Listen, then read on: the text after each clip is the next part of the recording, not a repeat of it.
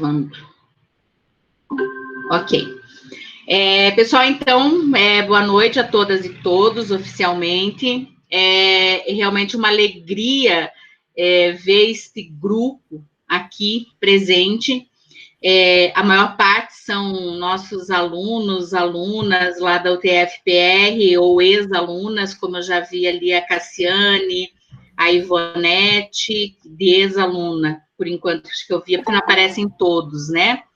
Mas também pessoas de fora, né? Eu vi a Eliane Belani aí, que foi minha aluna lá, de pedagogia, que é pedagoga, e outras pessoas também de fora, mas enfim, né? Esse projeto, ele faz parte, como vocês devem ter visto, de um projeto maior que a gente criou ali no curso de letras, que a gente intitulou Coletivizando Ideias, né? O colete em letra maiúscula, simbolizando a nossa coordenação de letras, né? Colete, coordenação de letras, coletivizando ideias. E é para a gente, nesse momento de pandemia, ficar um pouco mais próximo, o que a gente sabe o que vocês estão passando, porque eu acho que não deve ser muito diferente da gente, uma saudade muito grande de estar próximo em sala de aula ou próximo das pessoas, e para a gente estreitar um pouquinho, né, esses não veres diários que a gente está tendo, é que a gente pensou em projetos como esse. E o Elas por Elas, especificamente, porque a gente sabe, mesmo tendo homens aqui no grupo, e fico bem feliz por isso, que as mulheres, tanto nas letras quanto na educação, como é o título do projetinho, ou em outras áreas, na maior parte das vezes ficam meu Deus, tá. No sentido de invisíveis, fugiu a palavrinha agora. Invisibilizados. Ai, obrigada, Clara, é isso aí. E aí a gente precisa dar, né, esse espaço, esse devido reconhecimento a elas, né? E por isso convidei algumas pessoas que trabalham comigo na UTF e outras que não, mas que eu sabia que tinham feito estudos ou trabalhos relacionados a alguma escritora, a alguma linguista, enfim, nessas áreas, para conversar com a gente. Não é nada científico, tá, gente? A ideia desse projeto não é que vocês vão ter aqui uma aula, assim, do tipo, vão ter uma aula, entre aspas, mas assim, não é aquela coisa de ciência, a ideia não é esta, tá? A ideia é apresentar a pessoa para vocês, né? E nesse primeiro encontro, eu convidei a Dayana Pasquim.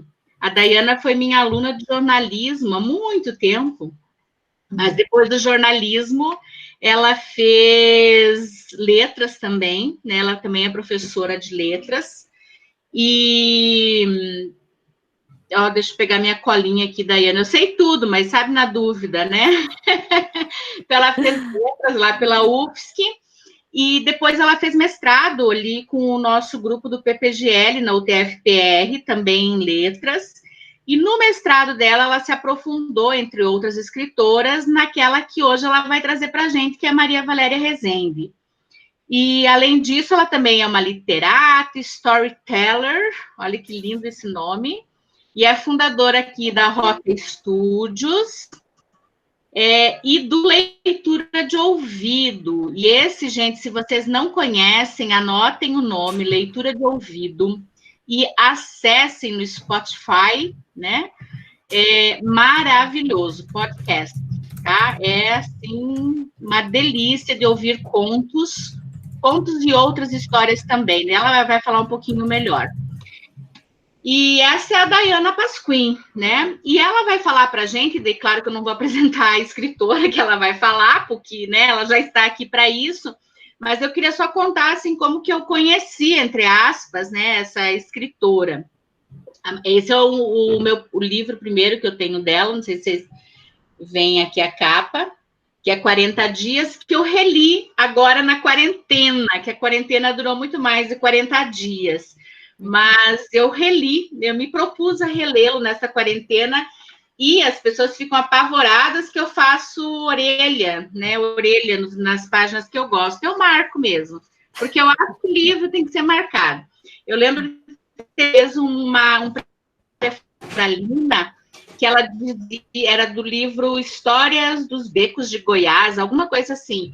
E ela dizia que o sonho dela, que o livro dela fosse lido, relido, trelido, amassado, rabiscado, rasgado, rasurado, até que num dia daqueles que a gente tem de arrumação geral, sabe? Quando você começa a arrumar tudo, a pessoa pega o livro, nossa, não dá mais, tá acabado e joga fora. Mas é porque ele foi muito lido, né? Porque livro que fica bonitinho na prateleira, aí não tem sentido de existência, né? Então, é isso. E aí eu conheci a escrita da Maria Valéria Rezende por esse livro, me encantei, me apaixonei. Aí um dia me caiu nas mãos, assim, mas isso depois, uma matéria da revista Mary Claire, que falava sobre uma freira comunista. Era o título, assim, da Mary Claire, né? Claro que o título sempre, aquela coisa de chamar atenção, enfim, aí, né? E que tinha sido amiga do Fidel Castro, meu Deus do céu, não que eu seja, assim, fã número 1 do Fidel, reconheço várias questões que não gosto, mas tenho uma admiração, sim, né? E também fez parte, acho que era amiga do Frei Beto, alguma coisa me veio na memória, e que essa coisa da ideia da teologia da libertação, porque ela é freira, né? E aí eu falei, nossa, teologia da libertação, gosto tanto, né? Tenho Leonardo Boff, tenho lido muito Leonardo Boff nos últimos tempos aí, citado muito ele nas minhas falas, e hoje em dia não mais, né? É missionária, tinha morado na China, Timor-Leste. Falei, caraca, que mulherão da porra, desculpem o palavreado. E aí eu fui conhecer mais. E o ano passado tive o claro que ela não vai lembrar disso, mas enfim, ela esteve em Curitiba e eu fui lá assisti-la em Curitiba e peguei um autógrafo dela. O livro que está com o autógrafo eu emprestei, porque está aqui eu fiz um projetinho no prédio que eu moro, e já emprestei em torno de 50 livros nessa quarentena. Tudo cuidadinho, passando álcool gel, com o tempo de espera de 48 horas entre um e outro, mas estou emprestando e está bem legal. Então, é o outro livro. E tem outros tantos que daí eu vou deixar a nossa convidada falar, porque só queria contar essa minha historinha. E a minha convidada também vai falar outra coisinha. Bom, gente, como que vai funcionar? Então, a Dayana vai falar 40 minutos aproximadamente, pedir, mas pode passar um pouco, não tem. Nosso deadline são 21 horas. Depois eu abro para perguntas. Se não houver, assim, acúmulo de muita coisa, assim, vocês até podem, de repente, abrir o microfone e pergunta, mas a ideia é que vocês façam uma pergunta no chat e eu leio para a Dayana. Eu não vou falar sobre a escritora, porque eu vou aprender junto com vocês, certo? Certificado, depois eu gero lista de presença, inclusive quem não entrou com o nome oficial aí da inscrição, entrou com o computador do marido, do namorado, da namorada, enfim, do crush, enfim, depois me avisa, porque quando eu fizer gerar lista de presença, vai aparecer o nome que vocês entraram aí, tá? Então, é isso. E qualquer coisa me chame lá no e-mail, lá do nosso evento, e dia 12, sexta-feira, né, Marina? Eu e Marina, Dia dos Namorados, estaremos aqui para ela falar de uma escritora que fez parte aí da geração Beat, geração muito doida aí, tá? É isso, Dai, é contigo. Muito obrigada, Rô. Professora Rosângela aqui. Conheci desde o comecinho, né, da minha trajetória como estudante de verdade, digamos assim, na graduação. Ela foi minha professora de redação. Quando eu me graduava em jornalismo, lá em 2000, 2001, né, bem no comecinho do curso, a gente já tem redação. E é muito bom a gente ter esses reencontros, né, esses retornos com as pessoas que fazem parte da nossa formação, né. Vocês estão conseguindo me ver e me ouvir certinho? Qualquer coisa, reportem ali pelo chat, tá? Eu estou muito emocionada porque já vou falar logo de cara. Nós temos 53 pessoas agora aqui na reunião. Gente, uma dessas pessoas é a nossa escritora Maria Valéria Rezende. ela aceitou o convite para dar um alô. Mais que isso, ela falou que ia acompanhar a palestra. Então, vocês imaginam a dor, né? O frio na barriga que eu senti. Nós nos falamos no fim da tarde, e eu gostaria que a Maria Valéria agora abrisse o microfone e desse a sua boa noite para o pessoal, né? Passe a sua mensagem, e ela é muito extrovertida, é uma pessoa assim extremamente acessível, e a prova disso todo esse estudo que eu consegui desenvolver foi falando com ela, inclusive, coisa linda mesmo, de uma emoção muito grande. Só ela tá caindo, ela cai e volta. Agora ela acabou de cair, vamos ver se ela já retorna e consegue, então, ao retornar, vir com o microfone aberto. Maria Valéria, passa o seu boa noite para o pessoal, já que você está aí conosco, abre o seu microfone e, por favor, ela falou que a câmera não ia abrir, porque ela está bastante cansada nos últimos dias, fazendo bastante leituras, mas falou que o microfone ela abriria sim para dar o seu alô. Estamos aguardando. A hora que você abrir e quiser falar, fique à vontade. Isso mesmo, gente, Letícia. A própria homenageada, professora Didier, também ali comentando. Ela está conosco aqui, podem perceber ali pelas pessoas participantes da reunião. Então, a hora que quiser abrir o microfone, Maria Valéria, estamos aguardando o seu boa noite. Até lá, então, eu vou, de repente, alguma questão técnica, né, até da internet e tudo mais, vamos prosseguir aqui. Eu vou abrir os meus slides e vou iniciar, e a qualquer momento, Maria Valéria, você pode também fazer a sua manifestação aí, porque a minha responsabilidade está muito grande hoje, gente. Acho que ela está caindo e entrando, porque a gente percebe, acho que deve ser talvez a conexão, mas uma horinha dessa dá certo. O importante é que ela está por aí, gente. É verdade. Vocês podem perceber, inclusive ali no chat, podem falar diretamente para ela, que ela vai estar nos assistindo. Eu vou abrir aqui, então, os meus slides para a gente iniciar de uma forma sequencial e bem organizada, e não tenho nenhum problema em disponibilizar os slides, se alguém quiser depois também, já podemos fazer isso também.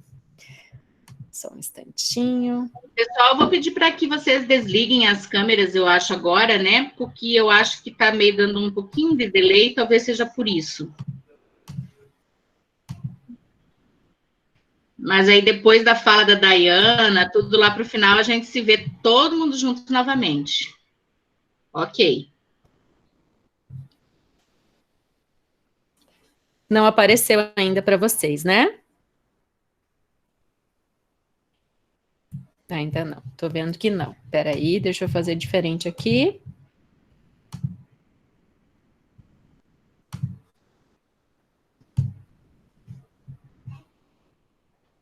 Isso que a gente testou, viu, gente? Mas a tecnologia é assim. Ela facilita muito a nossa vida. Agora sim. Então, aí temos o nosso título da noite, né? Roda de conversa Elas por Elas. E eu espero, a qualquer momento, ouvir a voz da Maria Valéria Rezende interrompendo a minha fala, já que ela está aí conosco, gente. Aqui eu nem vou me demorar na minha apresentação. Ela colocou ali que não está conseguindo ligar o microfone nem o vídeo. E ela brinca com ela mesma, dizendo que tá caduquinha, que tá moça, mas, gente, essa mulher... Aê, Maria Valéria, deixa eu sair da apresentação. O microfone apareceu. Isso. Mas eu não sei como é que faz aqui. Eu tô muito velha para essas coisas, viu? Tá tudo mudando e eu não entendo nada. Então, boa tarde para todo mundo. Eu estou aqui porque eu preciso saber, eu só sei o que foi que eu escrevi quando os outros me dizem.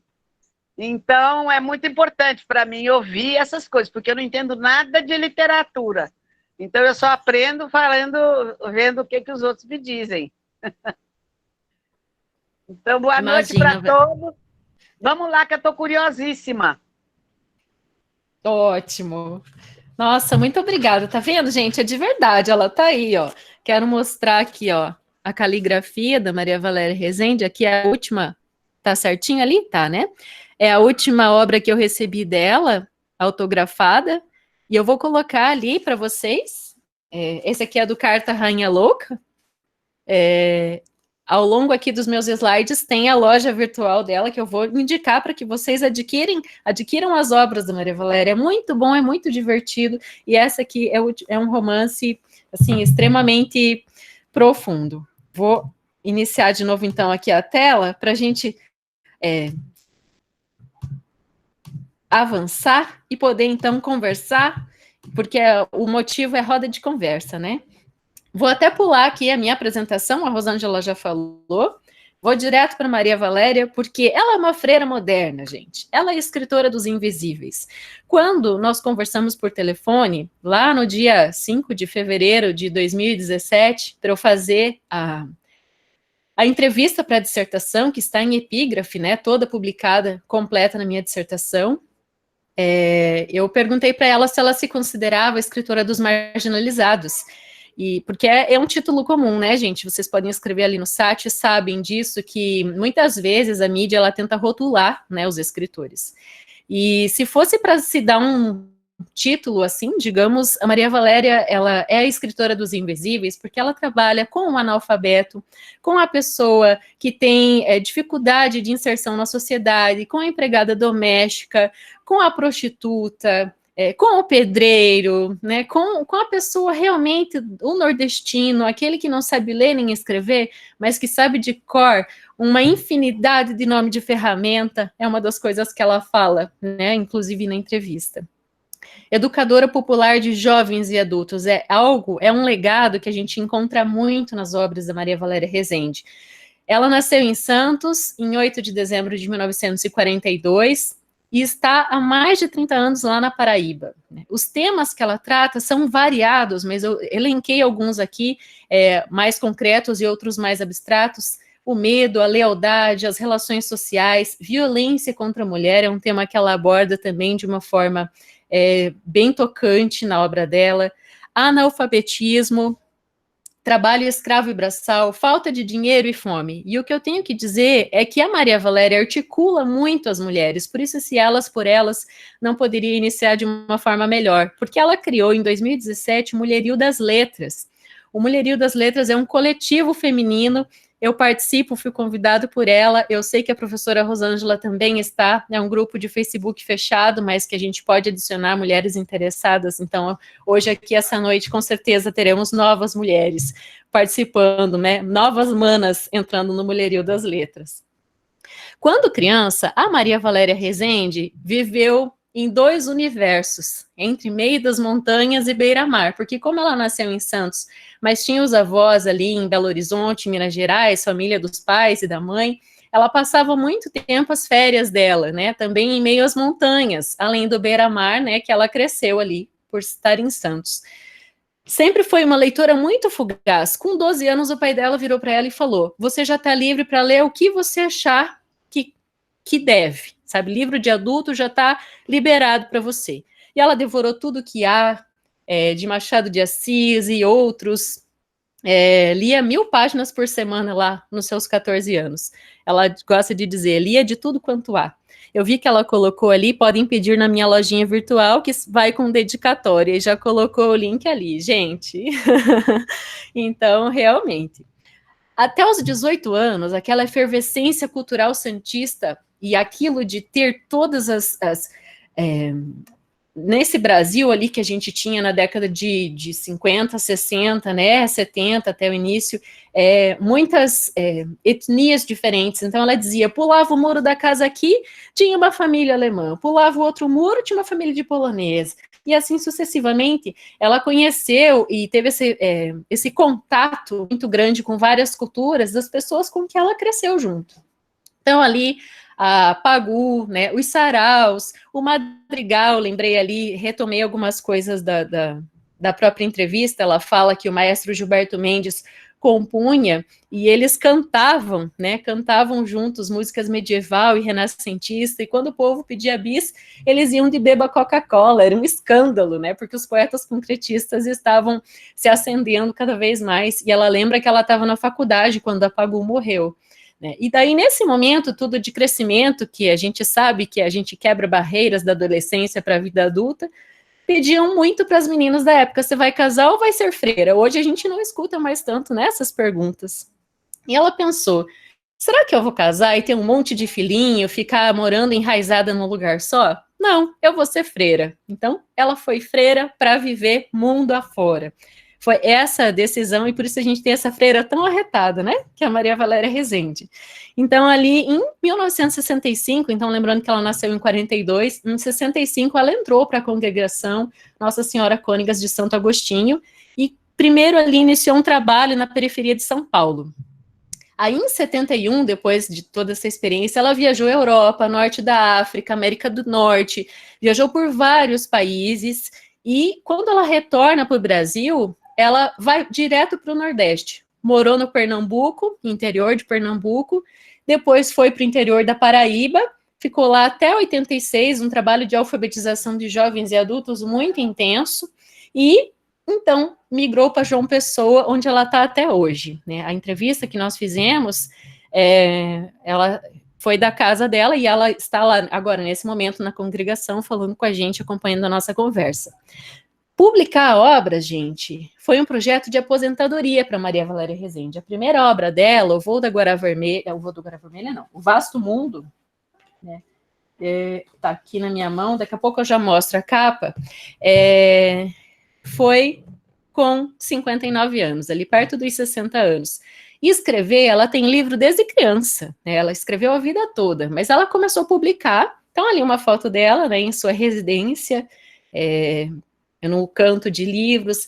Essa foto e a que eu mostrei antes, eu tive a felicidade de receber do Rafael Passos, é um fotógrafo que hoje está morando no Chile, e quando eu fui fazer a entrevista, editar a entrevista para Conhecimento Prático, Língua Portuguesa e Literatura, eu precisava de imagens boas, em altíssima qualidade, e então ele me mandou essas fotos lá do Chile, eu fiquei muito... com muita gratidão por isso. A Letícia comentou ali, por ser freira para andar o mundo, que tal? Uma visão diferente do padrão que vemos por aí. Muito legal. É verdade, professora. Então, aqui eu já meio que mencionei, eu vou passar rápido esse slide, mas quero dizer o seguinte, que ela viajou realmente todos os continentes como educadora, e isso a gente pode ver no próprio Vasto Mundo, né? A gente tem aqui... Até foi o primeiro livro de ficção que ela publicou em 2001, a data que eu coloquei, depois ele foi reeditado, esse que eu tenho na mão, é um reeditado, né, e quando ela saiu, esse livro não foi chamado de romance, muito embora ele seja um livro narrado pelo chão, né, Maria Valéria, seria bem legal se você quisesse colocar alguma coisa sobre isso também. E ela é sem fronteiras também como escritora, porque, gente, ela escreve para crianças e jovens, ela escreve para adulto, escreve para idoso, escreve poesia, escreve haikai lindamente, escreve contos e romances. Então, assim, ó, ela navega pela prosa e pela poesia com muita tranquilidade. E eu chamo de romances de entrelugar porque ela realmente trata das pessoas em trânsito. O que são essas pessoas em trânsito? É um conceito que a gente trabalha dentro da literatura, né? As pessoas que realmente estão indo de um ponto A a um ponto B, ou que ainda não se acharam direito no mundo, como a própria identidade que a gente busca quando está tentando se alfabetizar. Isso é muito forte em Voo da Guara Vermelha. Eu vou interromper aqui que eu quero mostrar a capa do livro. Vocês voltaram a me ver, gente? Voltaram a me ver? Sim? Sim, né? Sim, Daiana. E a gente está te vendo de qualquer forma, só que numa tela menorzinha, tá? Ah, então tá certo. É que quando eu compartilho, eu não vejo mais nada, né? Então... a gente te vê, só que numa tela menorzinha e no maior. Tá, joia. Gente, olha aí, ó. A Rosângela falou que a gente tem que rasgar, amassar, dobrar, ó. Meus livros de mestrado, essa é uma forma que eu gosto de estudar. Eu coloco um monte de post-it anotado de lápis e também faço os riscos aqui de régua e lápis, porque eu acho que é uma forma da gente localizar rápido conceitos, ideias, né? Então, pessoas em trânsito, esse livro aqui foi o que eu estudei, O Voo da Guara Vermelha.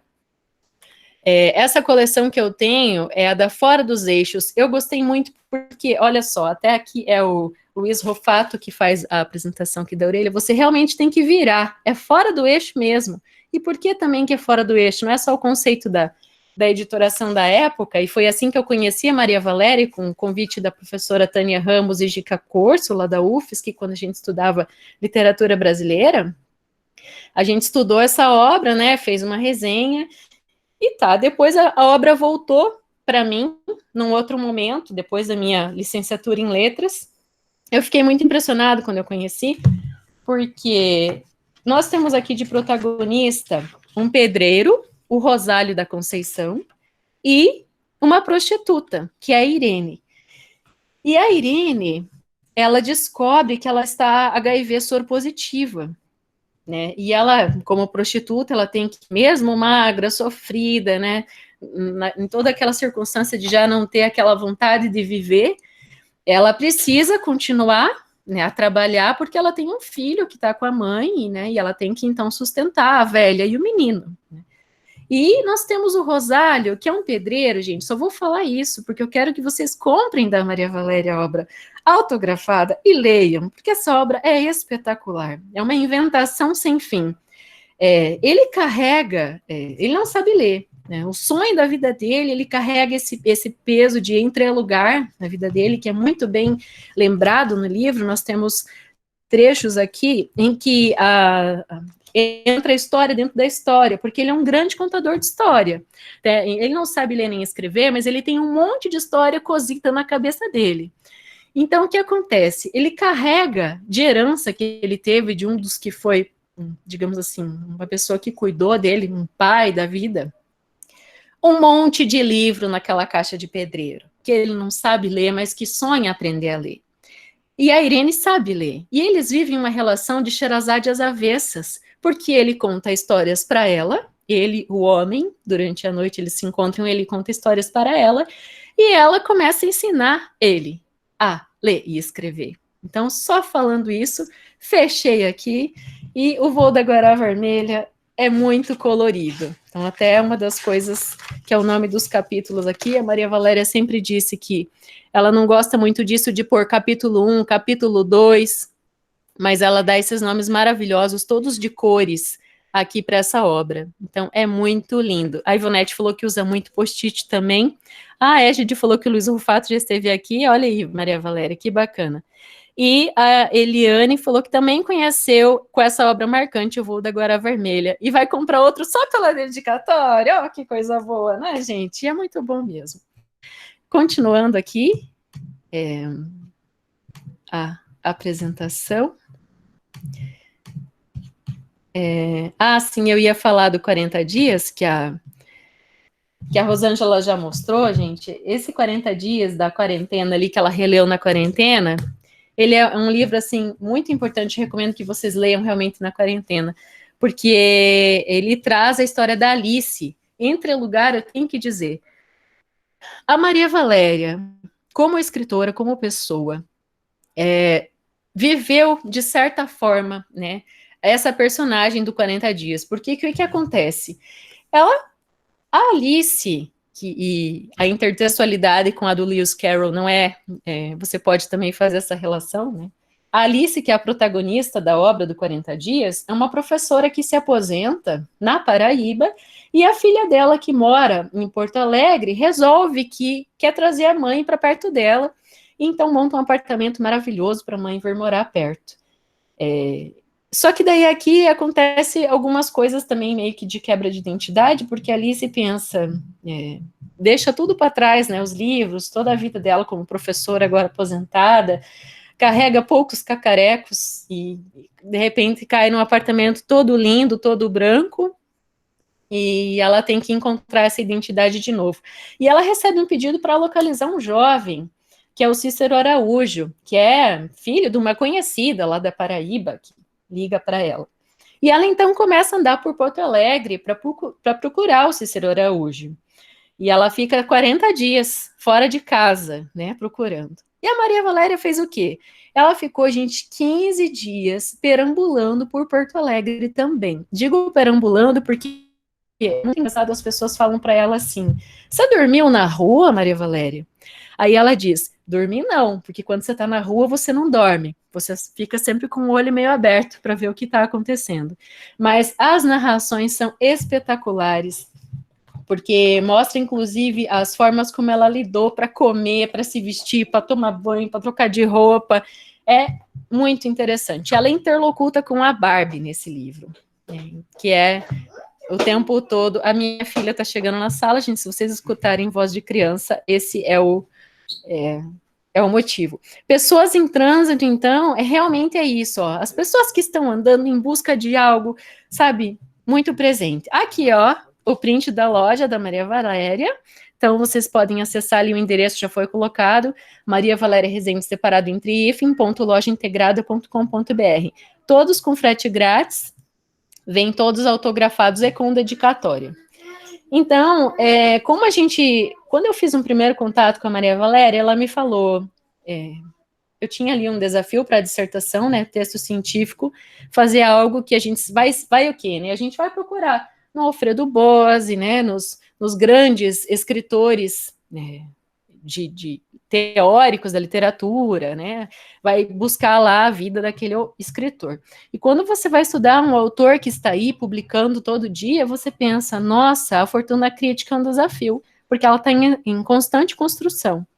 E daí, como jornalista que sou, eu tentei o contato com ela e ela me respondeu. E daí, então, tudo foi acontecendo, né? E a gente nunca perdeu esse contato. Em julho de 2019, para a gente poder fazer essas publicações, gente, terminei o mestrado e engravidei, né? Neném nasceu, ficou um pouco engavetado, até submeti para 1 ou 2 revistas, não foi aceito, o que é super normal, nunca desanimem por isso. Aí eu resolvi colocar no grupo do Facebook fechado lá de publicações que eu tinha uma entrevista da Maria Valéria. Choveu gente querendo. E a conversa que tivemos foi tão extensa, foi tão grande, que eu consegui pôr em 2 revistas. Eu dividi tudo que eu tinha de informação para ela em 2 entrevistas diferentes, uma para a revista Crioula da USP e outra para a revista Conhecimento Prático, Língua Portuguesa e Literatura, que é essa revista aqui. Ela é uma revista comercial com assinantes, tem perto de 10 mil assinantes no Brasil, mas também bem interessante porque faz, né, a literatura circular.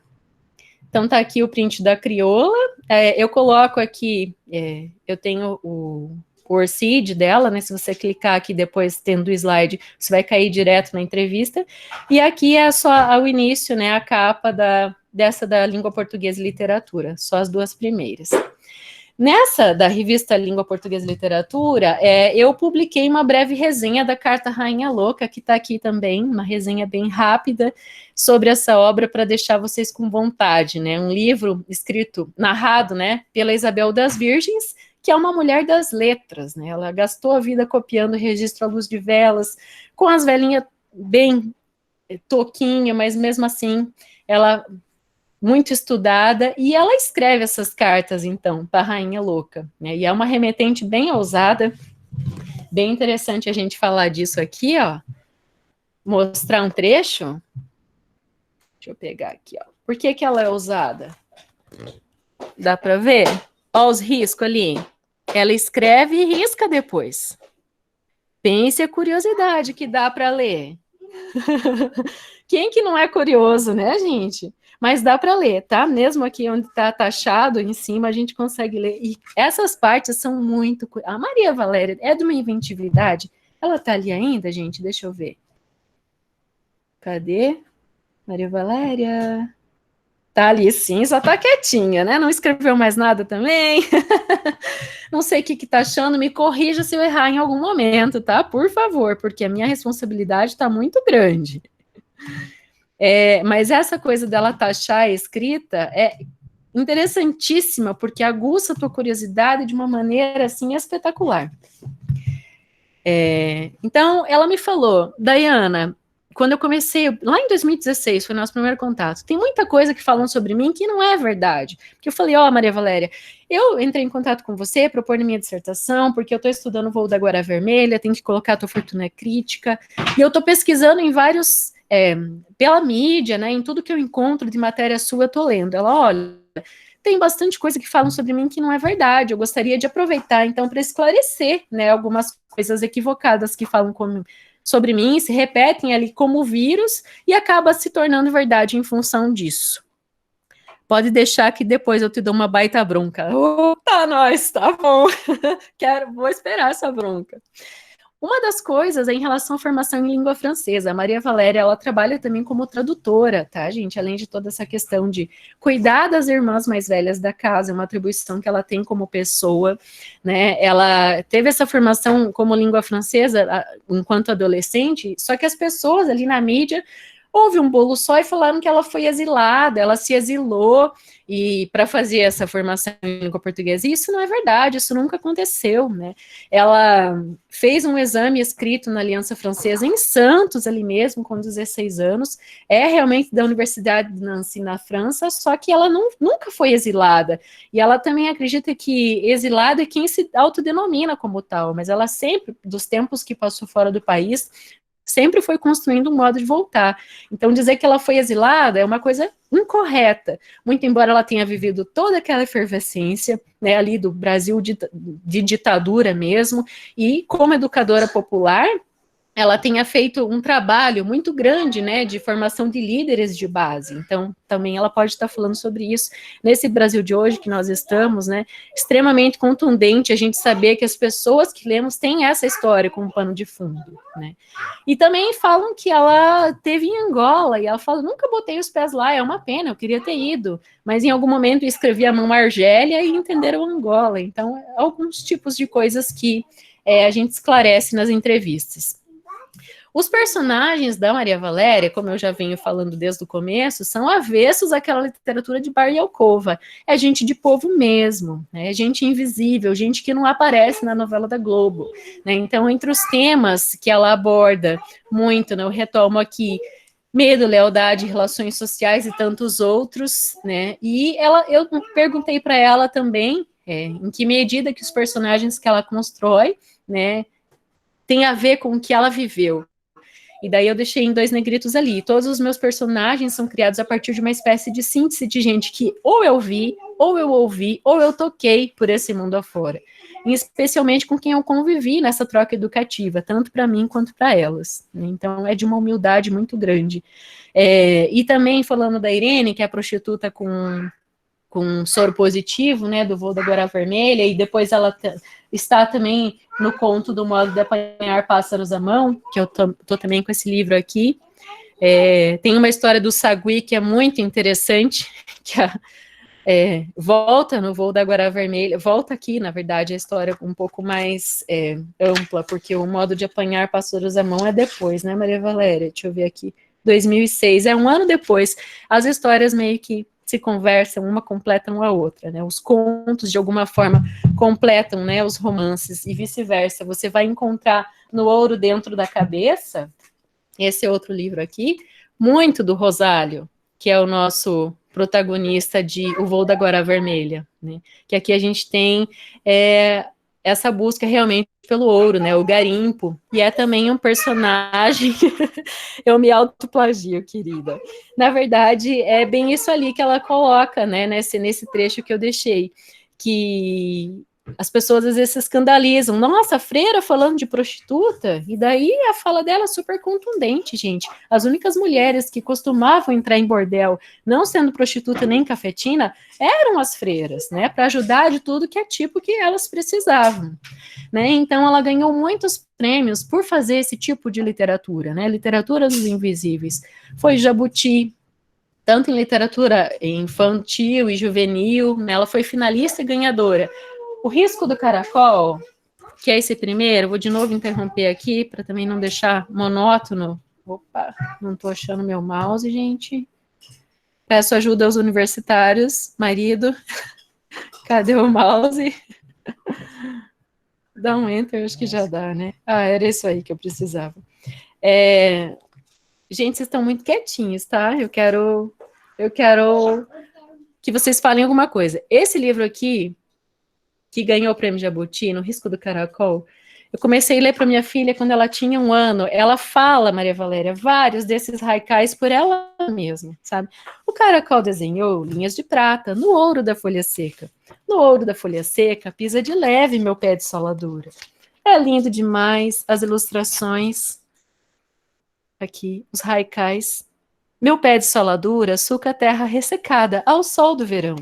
Ao sol do verão, boa nova pro sertão, cigarra cantando. No meu Instagram, eu gravei contando essa história aqui, lendo o Risco do Caracol. Se vocês forem lá em posts anteriores, vão poder visualizar. O professor já está escrevendo alguma coisa, né? Podem começar as perguntas, gente. É só colocar aqui no chat. É verdade, porque aqui já está quase... porque eu não quero só ficar mostrando slide, é roda de conversa, a gente tem que conversar, né?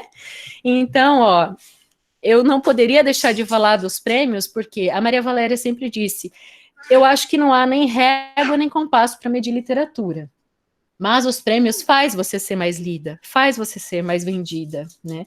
Então, esse é um fato. Tem vários prêmios, então, que ela acumulou ao longo desse período, e é muito fugaz, né, porque ela nasceu em 72, começou a publicar em 42, aliás, e começou a publicar perto dos 60 anos. Gente, vamos fazer a conta. Ela faz muita obra, essa mulher tem mais de 20 obras já publicadas, né, Maria Valéria? Você escreve demais.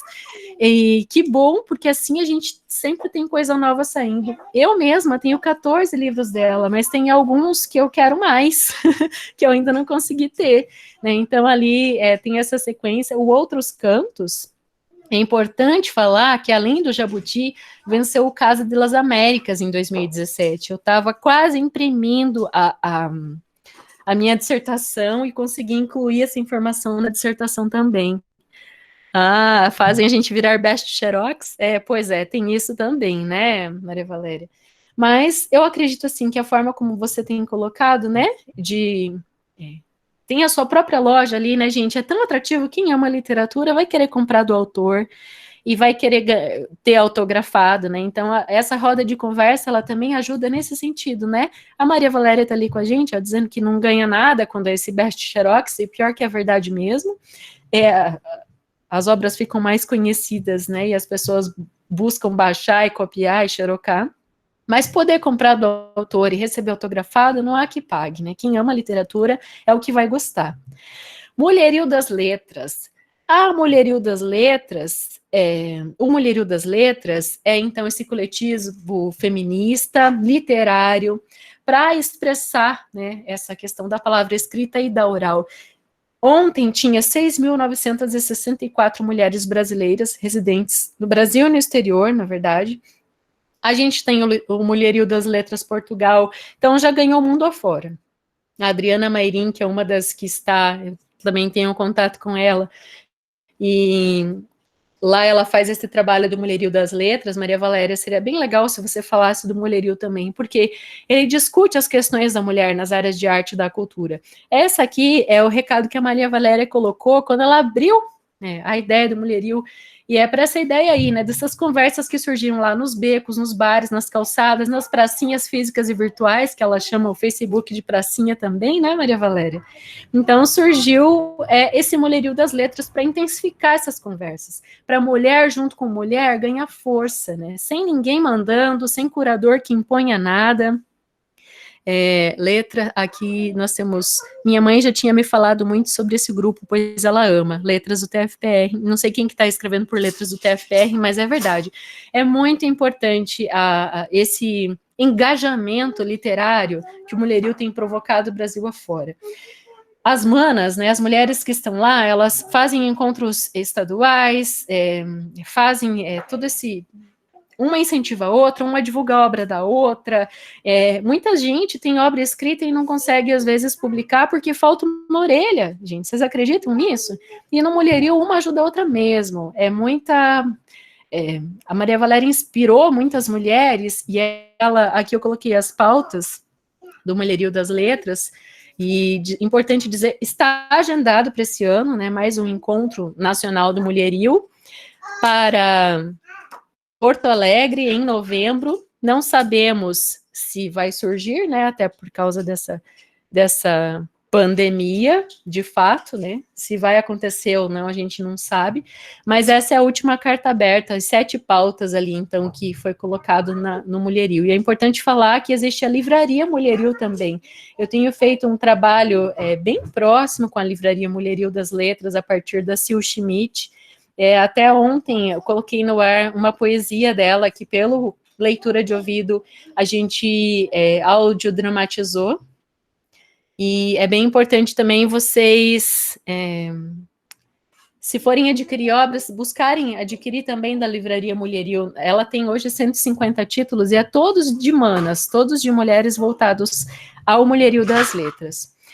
Então, concluindo já, gente, para eu não ficar falando sozinha aqui, né, além do chat, que eu já estou tentando ler algumas coisas ali, mas então, é difícil concluir algo que não está concluído, né? Uma fortuna crítica, extensa construção, mas o que eu posso afirmar hoje é essa personalidade superativa nessa construção cultural planetária, vou dizer, não é exagero, Maria Valéria, dizer que você colabora com a construção cultural do planeta, porque você realmente tem essa costura por todos os continentes pelos quais você passou. Essa dedicação primordial à cultura do país, a essas manifestações do diverso, gente, literatura afro, feita por mulheres maduras, e aquela que a gente chama de literatura minorizante também. Tudo tem espaço na obra da Maria Valéria Rezende. É essa vitrine que a gente tem a partir da biografia que ela produz. Ela inspira, então, essa legião de mulheres que a acompanham de muita boa vontade, gente que veio conhecendo por meio da vida, mas também da literatura. Acredito que não existe nem régua, nem compasso para medir literatura. Está comentando que as obras dela, as suas obras, que você fala que tem pouquíssimas traduções, não sabe por quê, mas tem, né? Tem também.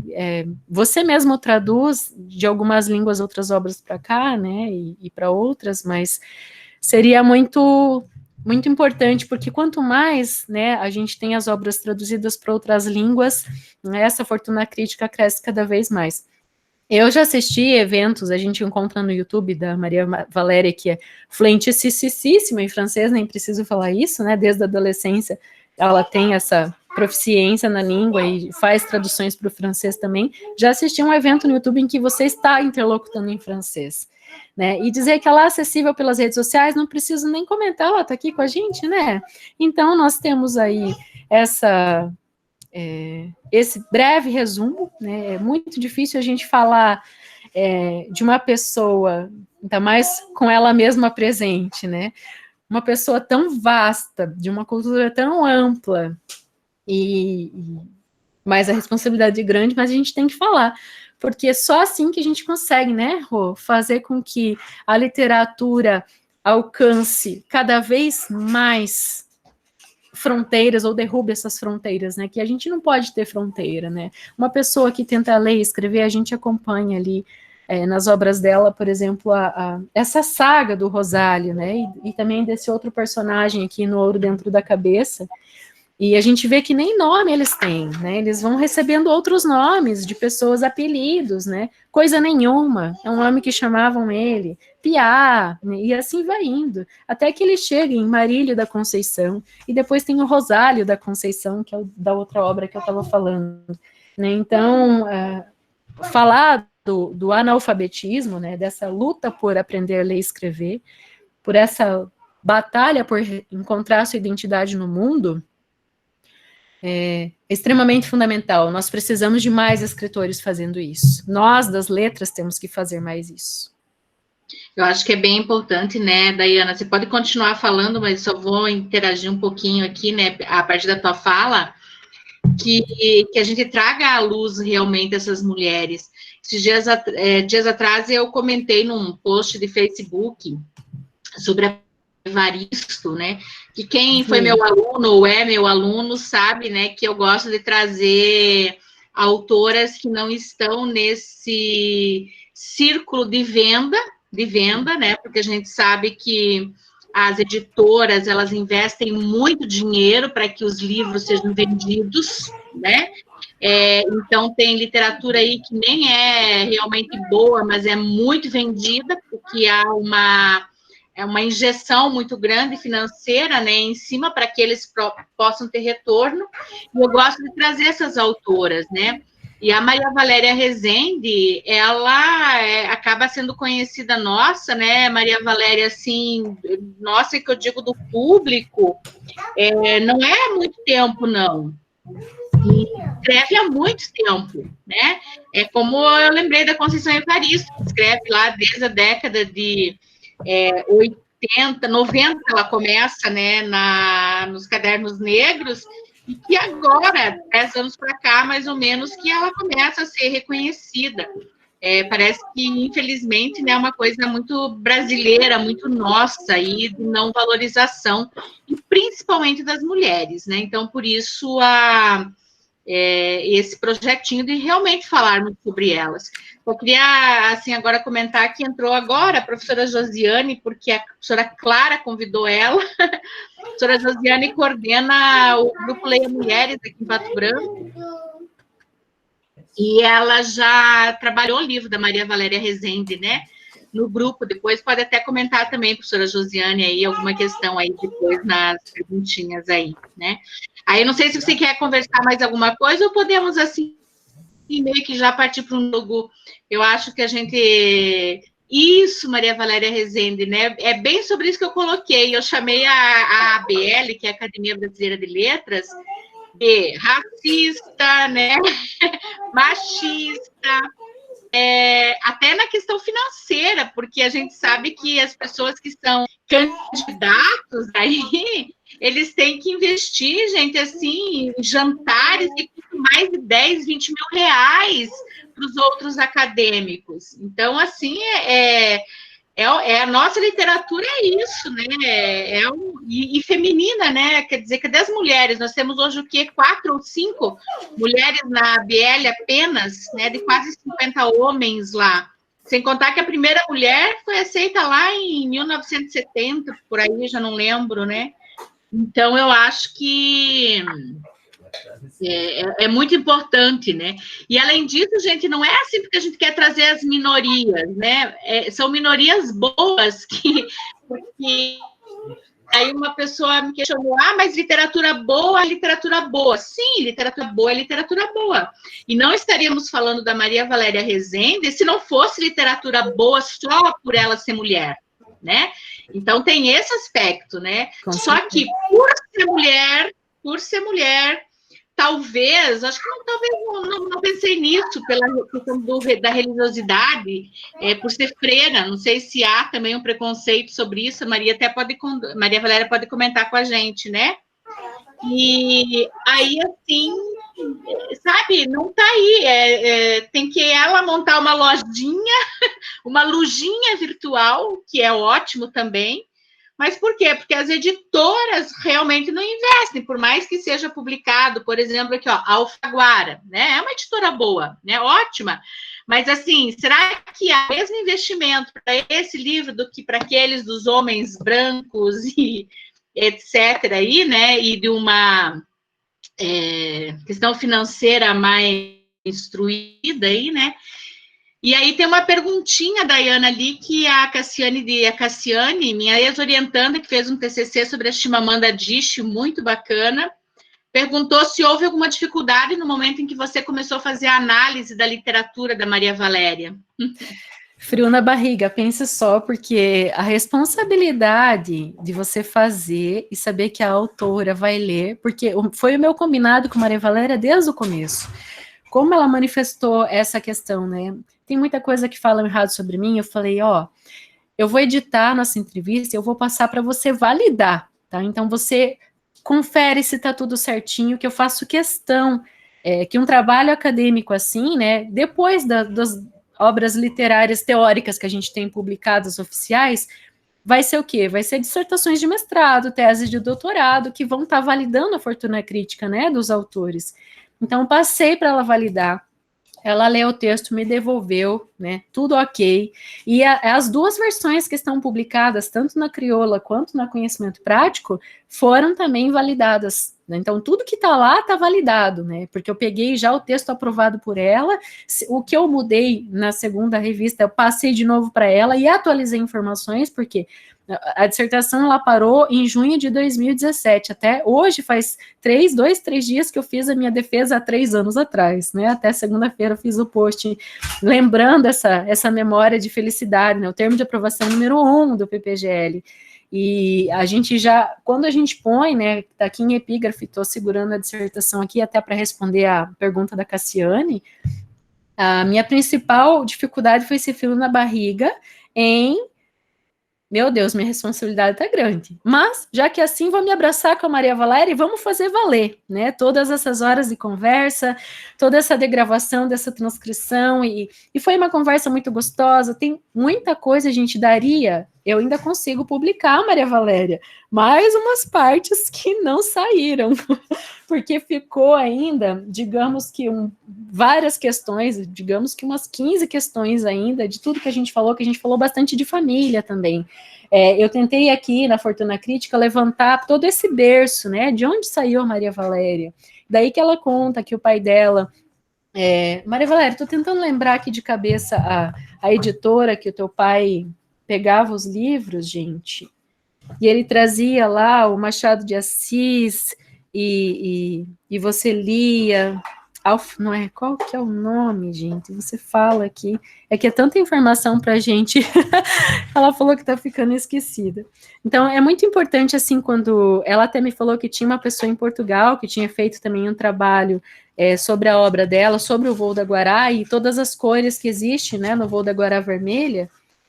Então, a dificuldade foi essa, né, da responsabilidade de fazer algo certo, porque eu percebi no nosso primeiro contato que ela estava cansada de publicarem, falarem coisas erradas sobre ela, né, então, é claro que eu sei que é só um trabalho acadêmico, e depois saiu mais 2 entrevistas em outras 2 revistas, e existe um universo de caminhos que as pessoas pela internet pesquisam. Nem todo mundo vai cair nessas entrevistas, e nem na própria dissertação, mas se algum dia, né, alguém buscar um trabalho científico, vai ter aqui, e tá dito aqui que foi validado por ela, né, até em função dessa questão, até foi um desafio que o professor Maurício César Menon me lançou. Ele falou, já que você tem a escritora, tem esse contato com ela, e é a sua própria vivência, né, de contar esse levantamento de fortuna crítica, escreva sua dissertação em primeira pessoa. Eu falei, o quê?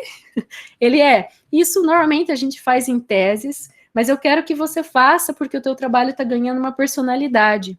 E realmente, a gente fez em primeira pessoa, finalizou dessa forma. Obrigada, professora Didier. Tá ali, ó, ela escreveu. Assinava a coleção da Aguilar em papel bíblia dos clássicos da língua brasileira, e eu lia tudo. Ela lia tudinho, leu de tudo quanto há, de tudo quanto existe, e a dificuldade, quando perguntam, eu tenho essa dificuldade também, gente, alguém consegue? Escreve ali no chat quem tem essa resposta. Qual a sua obra predileta? Qual o seu autor predileto? Quem lê muito não tem essa resposta. E a Maria Valéria dizia, sei lá, eu li de tudo quanto há, eu gosto de um monte de gente, mas eu não tenho como escolher como que eu vou escolher entre esse universo enorme que a gente nunca para de conhecer e tem essa responsabilidade de estar sempre conhecendo, né? Então, é justamente essa questão. Eu vi que a Didier falou mais alguma coisa ali, deixa eu ver aqui que ela fala. Imagina, Didier, obrigada. Você esteve na minha defesa. Você assistiu mesmo. A sala estava bem cheia, porque foi a primeira defesa do PPGL, então estava todo mundo querendo ver. E eu, que não sou dada a ter vergonha, até tremi para falar, porque realmente foi um momento histórico para a universidade, né? E eu acho que esse momento que a gente tem, a Maria Valéria aqui com a gente, é histórico também, né, Rosângela? Nossa, quando desculpe, Daiane, né? Porque é aquela história dos nomes. Eu sei que é Daiana, mas volta e meia sai um Daiane, né? Pode falar só Dai também, como a maioria, não tem problema. Daí não tem erro. Quando a Dai comentou comigo assim, professora, e até acho estranho, né? Porque chamar de professora depois que já não é professora, mas enfim. E aí ela disse, vou tentar entrar em contato com ela, vai que ela, né, aceite participar. E daí hoje, quando fechou, né, ali ela não se aguentava de alegria, de emoção, e eu mais ainda também, porque é realmente um momento, assim, muito bacana, né, que a gente, veja que oportunidade que vocês têm, assim, às vezes, olha, estar aqui, estarmos em 53 pessoas na sala, né, falando sobre uma autora que é viva, né, porque não é uma autora que a gente começa a estudar depois que morreu, como acontece muito, né, nesse Brasil e no mundo também, e que é atuante, né? A gente está ali escrevendo sempre. Essa questão do mulherio das letras, que a Dayana comentou. Nossa, gente, isso é muito bacana. Vários eventos já promovidos aí a partir do mulherio das letras, muitas mulheres, assim, que tinham só publicações, sei lá, tipo a professora Rosângela aqui, que tem lá o blogzinho do Substância no Facebook, que escrevo lá minhas crônicas. As pessoas tiveram, assim, sabe, se sentem encorajadas a participar das coletâneas, a escrever. Muitas já publicaram livros. Agora aqui no Paraná, em julho, salvo engano, vai sair o segundo encontro do Mulherio das Letras do Paraná. Eu vi hoje a Marília Kubota, que é uma poeta aqui do Paraná, também muito bacana, está organizando, ela é responsável aqui pelo do Paraná e também do Nacional, ela participa, né? E, assim, isso é muito bacana, né? Essas iniciativas, esses incentivos, de ver que os escritores, né? No caso, especificamente, essas escritoras são gente como a gente, né? Às vezes, né, quem acompanha a Maria Valéria no Facebook, ou a gente que está ali no Mulherio, né, nas discussões, às vezes a gente, né, ela conversando ali, de igual para igual, porque não é aquela coisa do escritor lá e a gente aqui, né? Isso não pode ser, né, gente? Isso é besteira, né? Da pessoa que se acha, e, enfim, aí. Então, estar aqui, viu, Maria Valéria Rezende, para nós é uma alegria imensa. E é o nosso primeiro encontro, né? Não vão contando, viu, gente? Que é assim, no sentido que todos vão ter, né? Porque uma parte desse povo aí já é morto. Aí, salvo engano, não vai ter nenhuma sessão aqui para receber a escritora, mas, enfim, né? Mas é muito bacana. Agora estou descendo a ladeira. Depois dos 70, cada ano vale por 3. Enquanto a Dayana falava, Maria Valéria Rezende, hoje à tarde, a gente estava pelo áudio, a minha mãe estava perto. Minha mãe tem 72. E aí a Dayana estava falando que você comentou alguma coisa sobre velhice e tal, né? Que você estava lendo um livro, alguma coisa assim. E daí a mãe ouviu a voz da Dayana, achou que era ela, falou, mas ela não é velha, ela não entende o que é velhice. Eu falei, não, mãe, veja, ela está falando da pessoa tal, que tem 70 e alguma coisinha. Mas ela é jovem, né? Obrigada, querida. Um beijo grande para você também dela. E ela está escutando aqui pertinho. É isso, gente. Uma perguntinha específica. Maria Valéria, você não quer comentar alguma fala da Dayana, de repente? Eu estou esperando o puxão de orelha. Você falou que ia me dar um puxão de orelha. Estou aqui, eu quero puxão de orelha. Abre o microfone para nós. Bom falar que ela, enquanto ela tenta abrir o microfone, ela comentou aqui que fizeram campanha para candidatar a Conceição Evaristo, né? E ficaram danados. Eu quero falar, gente, acompanhe a Conceição, quem não acompanha ainda, toda terça-feira, 19 horas, ela faz uma live, onde ela fala das obras dela ou de algum assunto. Recentemente, ela falou de violência contra a mulher, e foi lido lá também um conto. Você deve acompanhar, né, Rô, as lives da Conceição. E é sempre muito, muito bacana. Ela tem uma moça... Oba, abriu a câmera! Só falta abrir o microfone agora. Ela tem uma moça que... Ela tá falando, mas não tá saindo o áudio, Maria Valéria. Nós estamos ouvindo você. Mas a gente tá te vendo.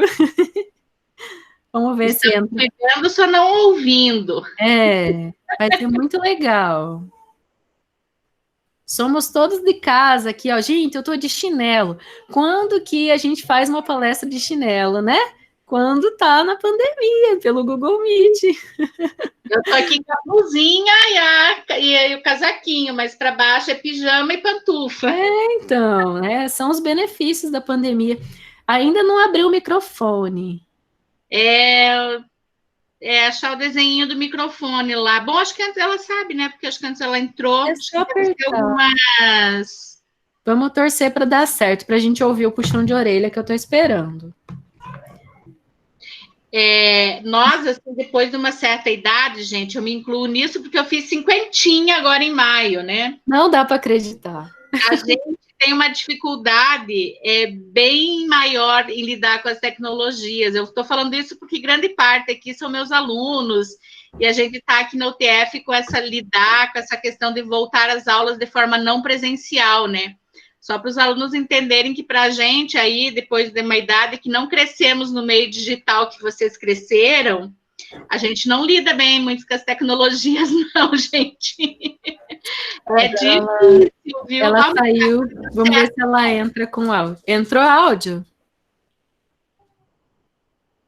Opa. Tinha dado, Maria Valéria. Vamos ver se...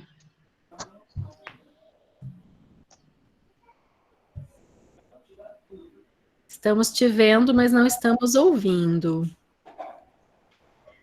Tem feição, mas não proseia. E tá linda, viu, Maria Valéria? Nada de dizer que não queria participar porque tá com cara de cansada. Olha que sorriso lindo, gente. É porque a luz que brilha de dentro da alma, né? Ela deixa a beleza. Não tem. Ela comentou aqui que anda preocupada e não dormiu bem a noite passada. Daí sabe o que ela fez, gente? Leu 4 livros na última noite. Um deles era sobre idoso, inclusive. Ela até me falou o nome da obra que eu não gravei na hora. Vamos ver se ela conta pra gente entrando o áudio ali. E ela falou que não é nada bom envelhecer, não, que não tá gostando desse processo. Mas eu acho que... É muito chato ficar velha. E, por exemplo, tem um problemão, porque eu tô dentro dos 78 e o meu cabelo não fica branco. Então ninguém acredita que eu tenho 70 anos. Eu ando pela rua, eu vou agarrada no muro, que eu quase não enxergo. Aí vem aqueles meninão e acha que é uma pessoa mais nova e me dá um encontrão no meu... Eu saio catando cavaco pelo chão, não consigo me levantar, é um horror. Estão me ouvindo? Estamos ouvindo muito bem. Sim, sim. Estou ouvindo em alto e bom som. Sim. Então é um problema isso, porque eu tenho uma saúde capilar que é uma coisa. Quando eu era estudante no Rio, a gente não tinha dinheiro nenhum, de 6 em 6 meses eu vendia meu cabelo, porque nos anos 60 era moda, todo mundo tinha peruca. Peruca era um adereço assim, né? E as pessoas tinham peruca loura, peruca preta, peruca castanha, peruca de toda cor, e trocava que nem você troca de roupa. Aí era um jeito de ganhar uma grana para poder pegar um avião que saía lá de Santos Dumont, era 1 hora de voo baixinho, com a janela aberta, e descia na brasa aérea lá do Guarujá e eu ia para casa, para eu poder ir para casa. Era mais barato ir de ônibus e com esse aviãozinho do que de ônibus. Aí, ou de trem, o trem era bom. Então, pronto. Eu sou do tempo que andava de trem, não tinha estrada nenhuma pelo litoral. Eu sou muito antiga. Estou aqui desde antes da bomba de Hiroshima. Nossa, esse nosso não foi para chamar de velha, é que quando a gente... Antes da penicilina, eu já estava aqui, a gente morria de furúnculo, de panarício, vocês não sabem nem o que é. Morria de antraz. Vocês nunca ouviram? Eu lembro sim. Vamos olhar no dicionário. Então é isso. Aí pronto. Então, mas eu quase não enxergo mais, então, e não ouço também. Então, eu estou ficando que nem no meu vasto mundo, o menino, o Preá, né? Fala-se da avó dele, que a avó era meio cega, meio moca e meio fraca do juízo. Quando eu escrevi isso, eu nunca imaginei que eu estava fazendo uma profecia a meu próprio respeito, entendeu? Porque eu já estou bastante... Esse olho esquerdo não enxerga nada, o olho direito é com quase 8 graus, É uma complicação quando tem que fazer óculos. E pronto. E não ouço também. Porque não ver tudo e não ouvir tudo também tem suas vantagens, viu? Principalmente no tempo que a gente está vivendo, né, Maria Valéria? Agora fica a fraca do juízo, não é bom, não. Me dá uma aflição. Sabe, por exemplo, às vezes eu vou num lançamento de livro, quando a gente existia pela rua e tudo, ia fazer lançamento de livro, então, como era? Às vezes as pessoas dizem assim, não, o pessoal que vende o livro lá bota um papelzinho com o nome, né? E as pessoas dizem assim, não precisa pôr meu nome, não, a gente é amigo de infância. E a pessoa chega na minha frente, eu tô careca de conhecer, mas cadê que vem o nome? É uma aflição. Eu já cheguei a autografar livro com o nome da minha irmã, porque eu sou Maria Valéria, tenho uma irmã que é Maria Valentina. Então, já pensou? Eu, Maria Valentina Rezende, pronto. E aí, então, pronto, a gente vai perdendo, Eu fico contente aí que a Daiane tem todas essas coisas aí bem guardadinhas, porque quando eu não me lembrar mais, eu pergunto para ela e ela vai me dizendo. Olha, gente, eu não preciso dizer que eu tô com lágrimas nos olhos aqui, porque é uma gratidão muito grande. Desde o começo, a Maria Valéria sempre me respondeu muito rapidamente.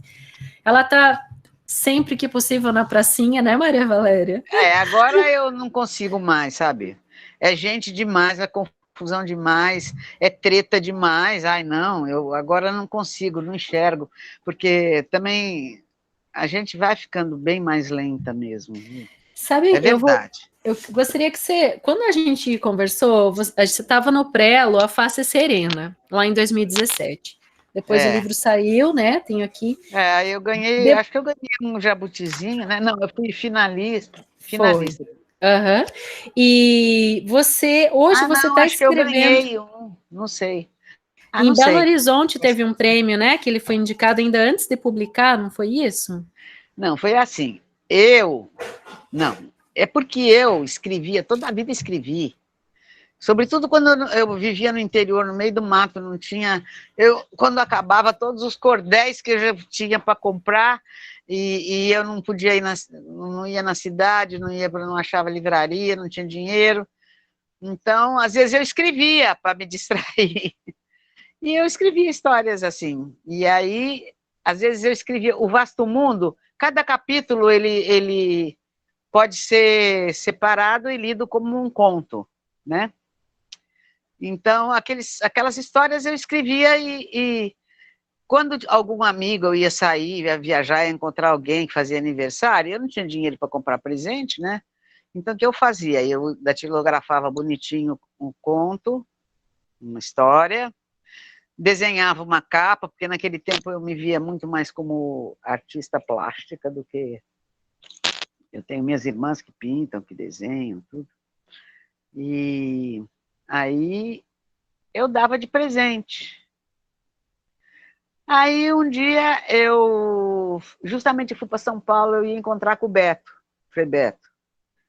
E aí eu me dei conta que era o dia do aniversário dele. E a gente ia conversar não sei do que, negócio de educação popular. Aí nós marcamos um encontro numa churrascaria lá. E na hora que eu estava saindo, eu falei, puxa vida, mas eu tinha levado um disquete com a história, porque a minha mãe tinha estado aqui, e falado, leva essa história para seus irmãos, que eles vão adorar, etc. E eu peguei, que é o primeiro capítulo, que se chama Vasto Mundo. Exatamente. E aí eu levei e dei para ele, imprimi lá, consegui imprimir com a minha irmã, e levei para o Beto, falei, está seu presente de aniversário aqui. Aí, quando se passaram uns 3 anos, sei lá, e aí um dia um editor, o Pascoal Soto, que nesse tempo ele era editor da... Acho que era da... Não sei, não me lembro qual. E ele me falou, eu estou aqui com um livro seu, que eu quero, manda tudo que tiver. E eu disse, mas não, eu nunca mandei livro com história nenhuma, coisa nenhuma, texto nenhum para nenhuma editora, é engano. Aí Não ele era disse, não, mas deixa eu vou ler aqui. Hã? Editora Beca, não era? Não, Não? foi antes, foi.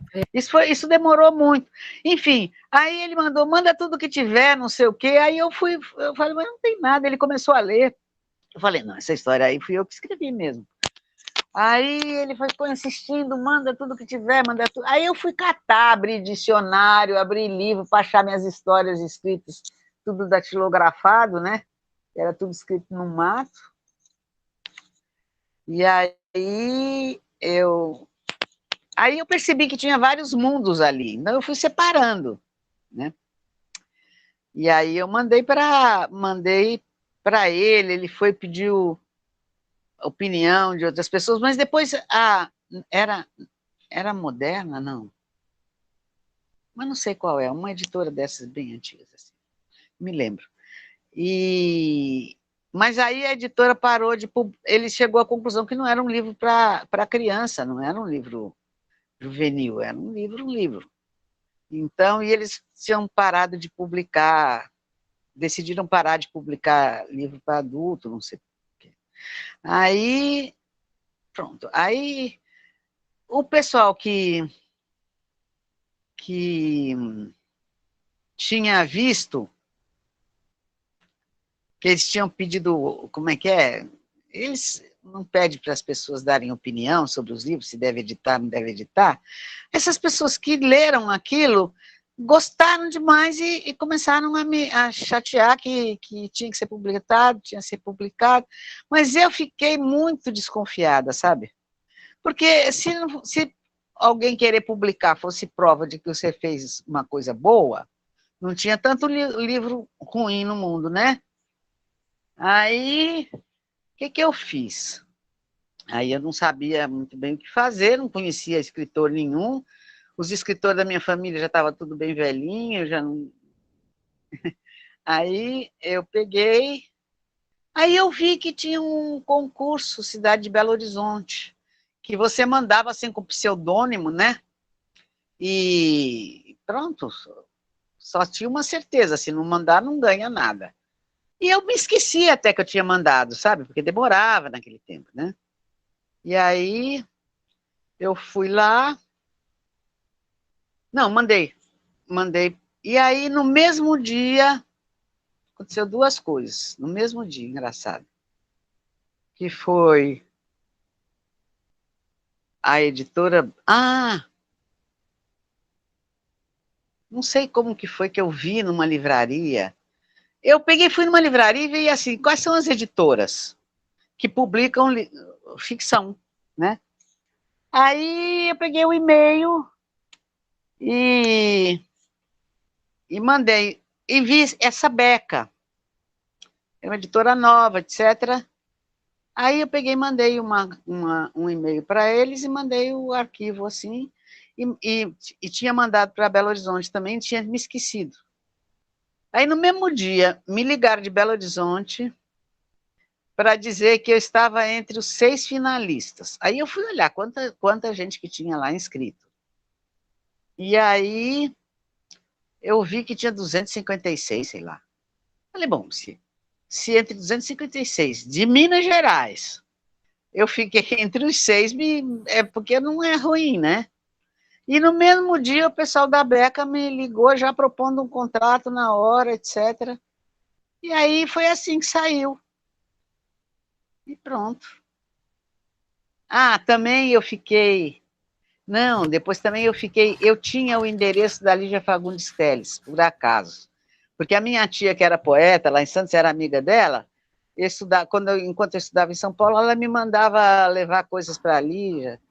E eu achei uma agenda velha minha com o endereço dela. Aí eu peguei meu livrinho, imprimi, fiz um caderninho assim com espiral, mandei para a Lígia, por endereço que eu tinha, assim como quem joga uma garrafa ao mar, né? Porque sabia nem se o endereço dela ainda era aquele, nem nada. E aí me chega... Eu falei que tinha gente que queria me publicar, mas não sabia se prestava. E que a única pessoa que eu tinha, eu vou logo ao alto, eu disse assim. Então, porque eu acho que me basta ler 5 páginas para saber para me dizer se eu devo publicar ou não.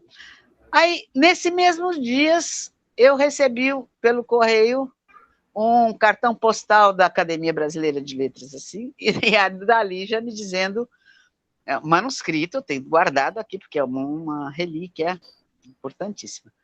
E eu peguei e perguntei, não, aí ela me dizendo assim, não li só 5 páginas, li seu livro inteiro, publique sim, você é uma escritora séria. Aí eu falei, pô, então, eu não tenho o quê? E aí pronto, mas aí na hora que você... Daí vai, demorou, porque isso tudo demorou, porque eu não queria, assim, jogar um livro ruim no mundo. Já tem muito. Aí, mas é divertido, porque quando eu depois fui ler o meu livro, que já estava pronto, que passaram 3 anos, 4 anos, sei lá quanto, aí, sabe que eu achei tão divertido? E aí é como se abrisse um baúzinho na minha cabeça e começa a sair história, sair história, sair história. E aí, pronto, eu danei a escrever. Porque também agora eu já estava ficando mais velha, eu já estava vendo que a minha vida carregando mochila nas costas já não ia mais durar tanto, né? Eu estava com problema de hipertensão arterial, já complicando, com uma herança familiar, assim, de problema de cardiovascular e tudo isso. E daí não deu outra, né? Em 2006 eu tive um infarto no coração.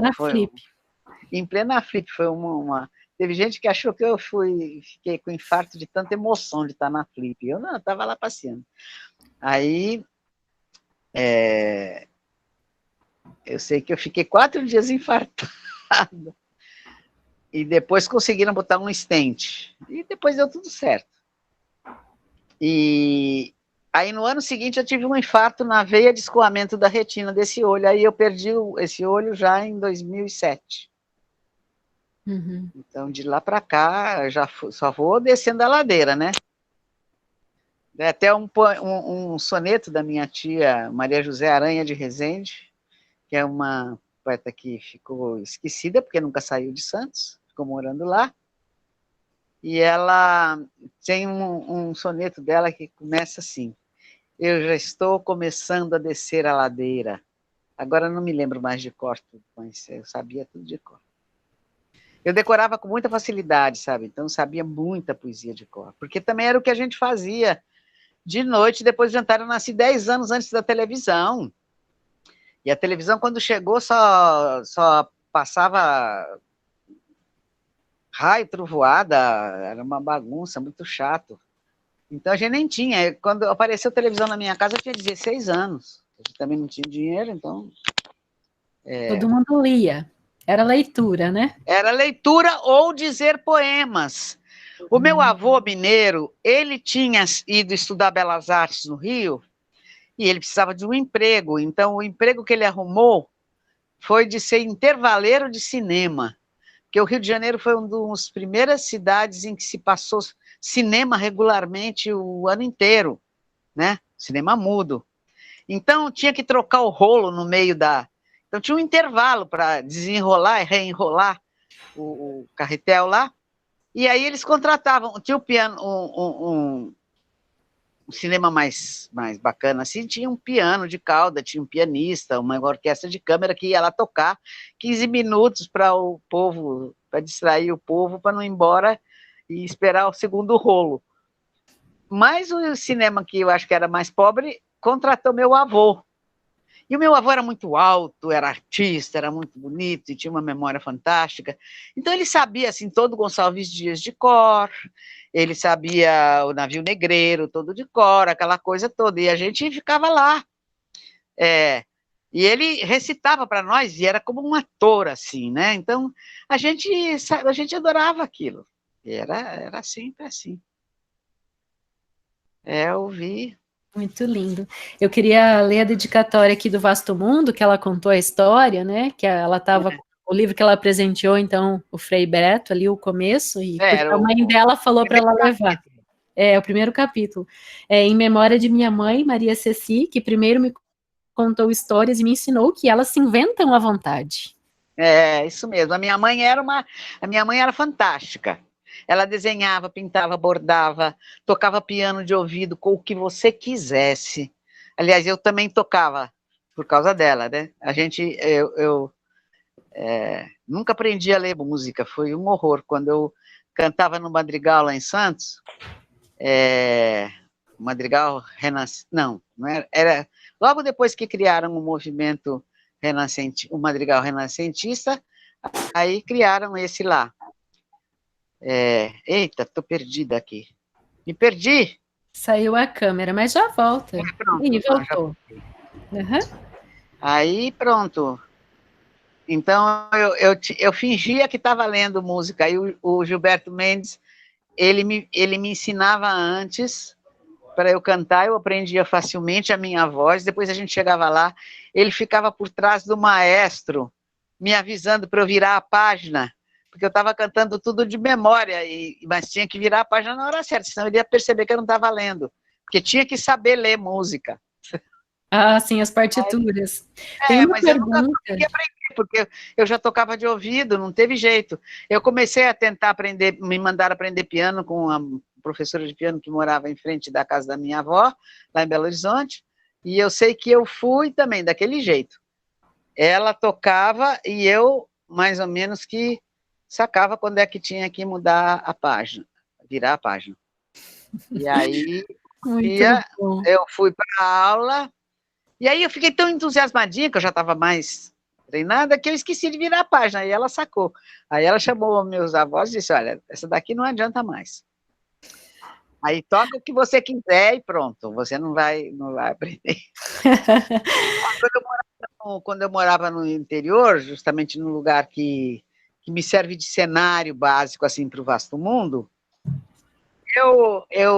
a gente não tinha dinheiro, então eu fazia pífanos de taboca, que eu esculpia, desenhava, etc. E tinha uma amiga minha que tinha uma loja de artesanatos de luxo para turista lá em Olinda, e ela vendia para mim. Eu já mexi com tudo.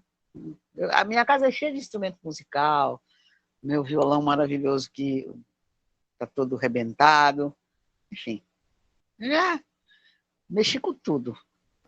Que coisa linda, é uma artista por essência, né, gente? Não, você sabe, eu tenho certeza absoluta, todo mundo é artista. Toda criança desenha. O desenho de todas as crianças é mais ou menos do mesmo nível. Toda criança canta, dança, compõe. Você brinca com uma criança, ela começa. Toda criança escreve, toda criança diz poesia, porque ela fala, ela faz perguntas. Só que a uma certa altura, depois que a arte virou uma mercadoria, né? Isso é um mundo capitalista. Para ela ser mercadoria, você tem que manipular a oferta e a procura. Então, você pega aí e elimina um monte de artista, você tapa, você proíbe todo mundo de ser artista, porque senão, se todo mundo for artista, a arte deixa de ser mercadoria. É isso aí. Existe uma coisa que eu gosto de associar. Quando a gente fica adulto, a gente é adulterado. Ganha é cerceado por uma série de coisas, né? Não tem mais aquela liberdade da infância.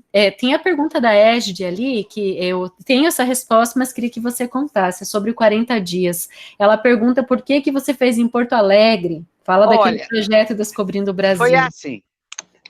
Lembra quando fizeram aquele projeto que chamava... que mandaram 10 escritores, cada um.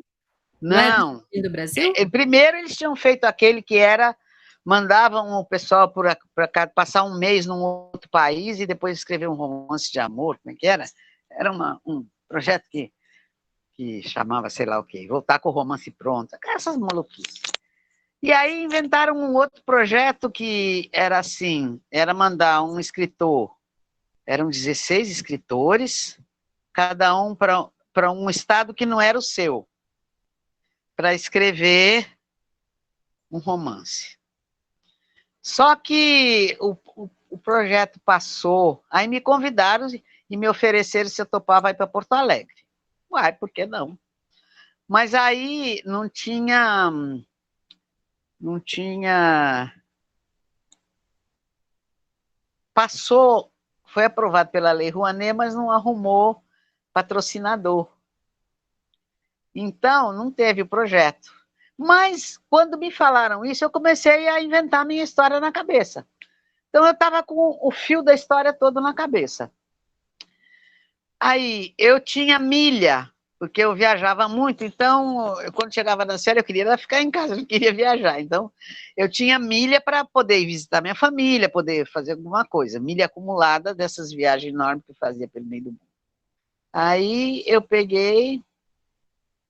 E eu tenho as minhas irmãs da minha comunidade lá. Então, eu tinha onde me abrigar, mais ou menos. Falei, uai, quer saber por que eu preciso de bolsa e de dinheiro para fazer isso? Eu vou fazer do meu jeito.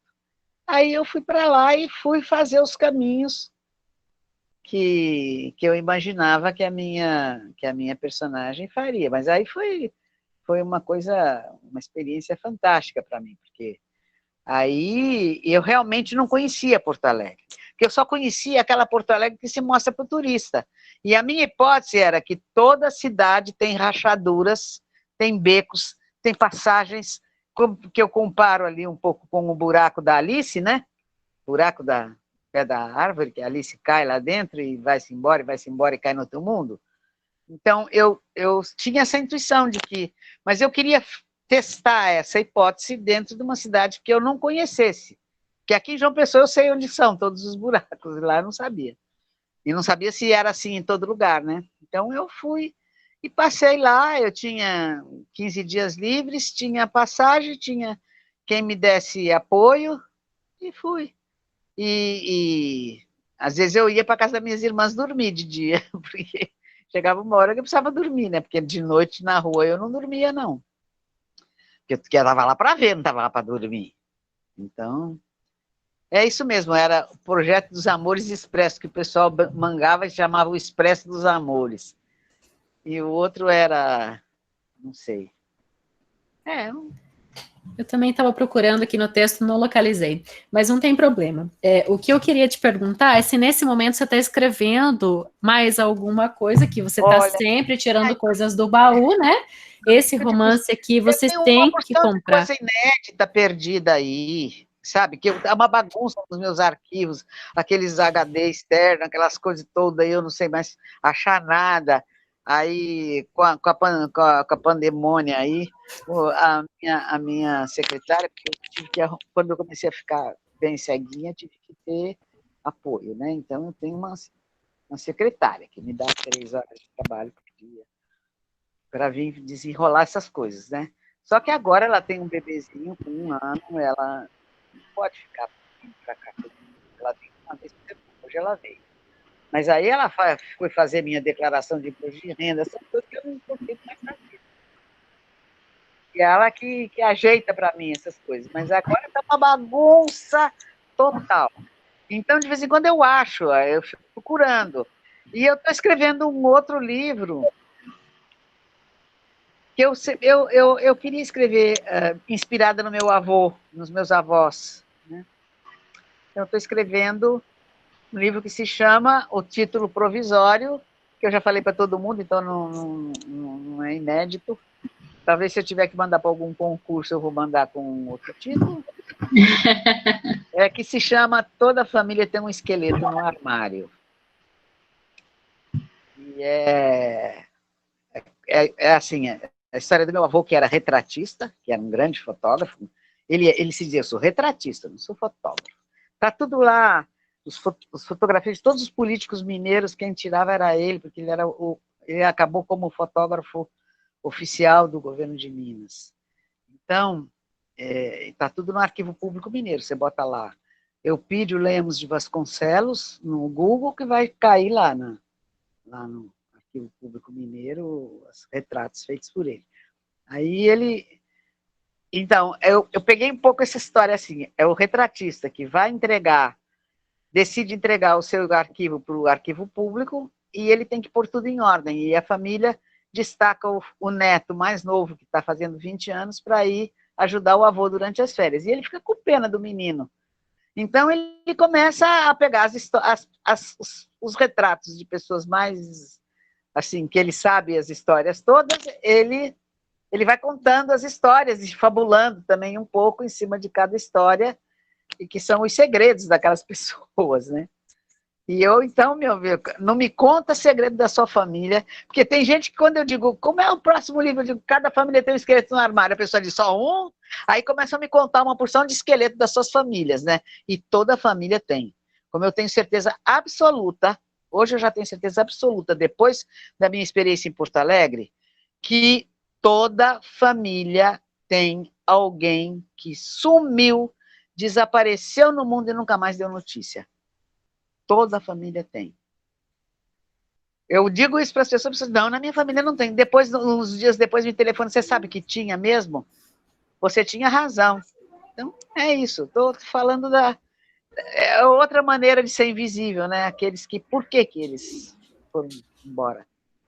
É outra maneira de ser invisível. Acho que isso ficou Pois bem... é, de fazer-se invisível, querer ser invisível. Por que as pessoas querem ser invisíveis? Eu, por exemplo, quis ser invisível a minha vida toda, mas isso tinha uma razão de ser. Várias razões, né? Sucessivas. Até queria que você falasse um pouquinho disso, Maria Valéria. Acho que até ali a Égide comentou novamente dessa questão das representações sociais presentes na obra, né? Eu acho que é importante, talvez, você abrir um pouquinho... Não chama meus livrinhos de obra, não. Tá, seus livros lindos. Não chama, porque aqui no Nordeste o verbo obrar não é uma coisa legal. Tá bom. Seus livros. Assim, você já obrou hoje? Pois é. Conta pra gente um pouquinho do que você traz de legado que mais te marcou como educadora popular. Eu sei que você já mostrou muita coisa nas obras, mas algo que você queira contar. É gente. Não, a coisa assim que mais me marca, sabe? É porque eu convivi o tempo todo da minha vida com gente do povo que era muito mais inteligente, muito mais capaz, com uma cultura muito mais ampla, com uma capacidade, e que não podia produzir, não podia mostrar, não, sabe? Por exemplo,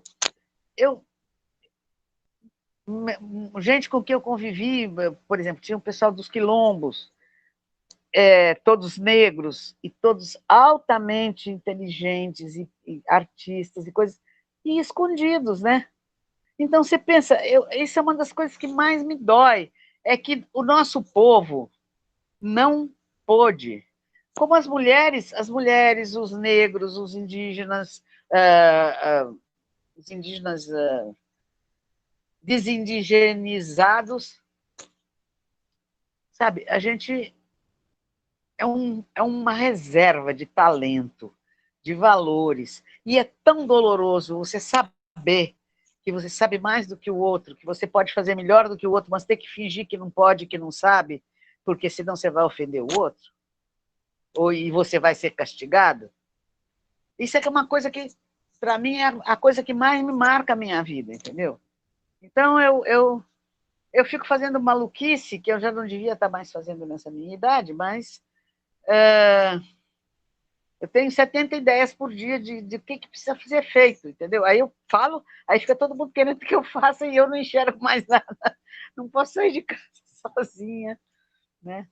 Eu fiquei doida para ir para a rua para uma manifestação no domingo, mas como que eu posso ir para a rua para uma manifestação? Porque eu não posso andar sozinha. Vai que eu vou, dou um tropeção, não enxergo nada no chão, caio, e o povo tem que me carregar, que trambolho. Então, eu não posso, entendeu? Aí, isso daí é uma limitação que me... Pronto, mas é assim. Agora, isso eu tenho certeza, entendeu? O nosso povo não vai voltar mais para trás. Não vai mais voltar para trás.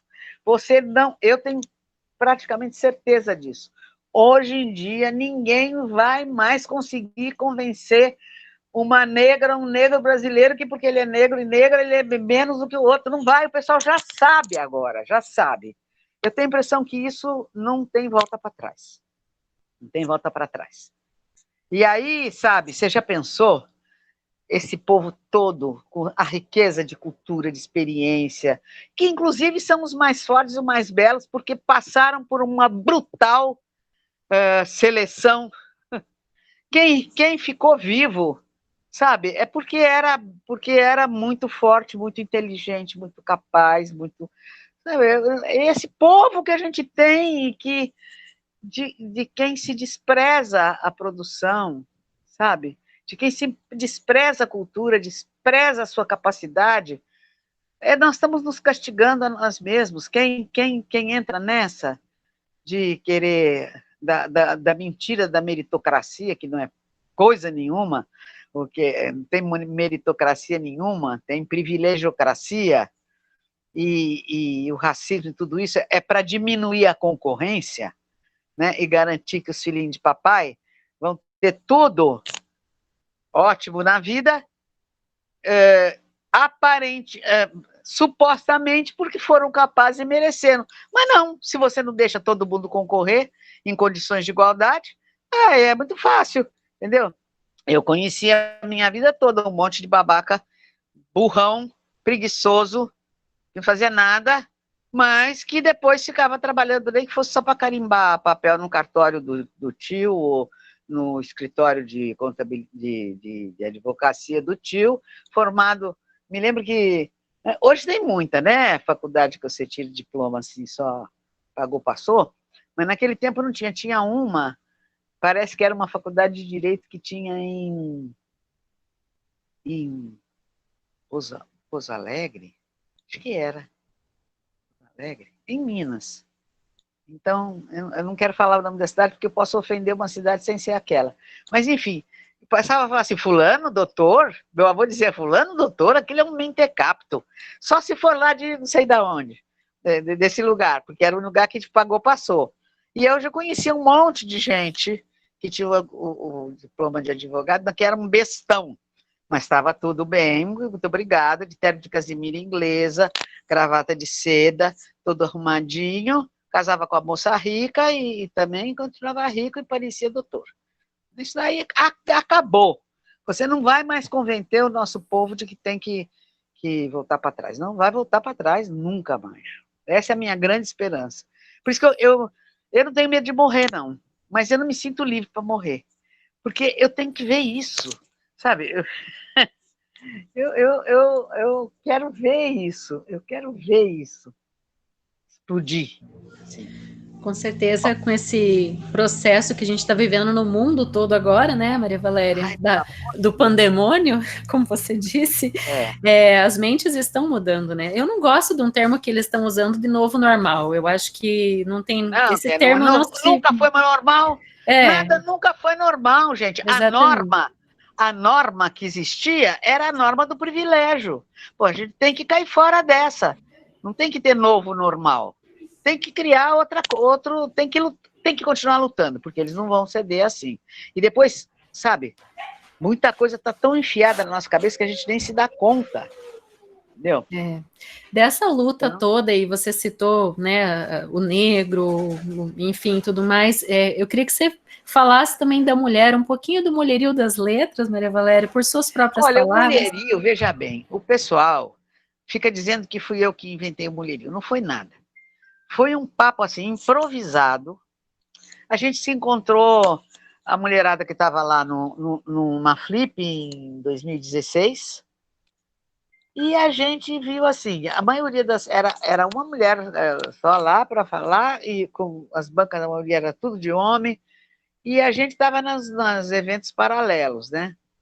E aí a gente se encontrava, via uma na rua, eu que não enxergava nada já, quando eu ia andando por cima daquelas pedras, aí eu sei que a gente se encontrou um grupinho ali, assim, e em frente da casa que era do Itaú.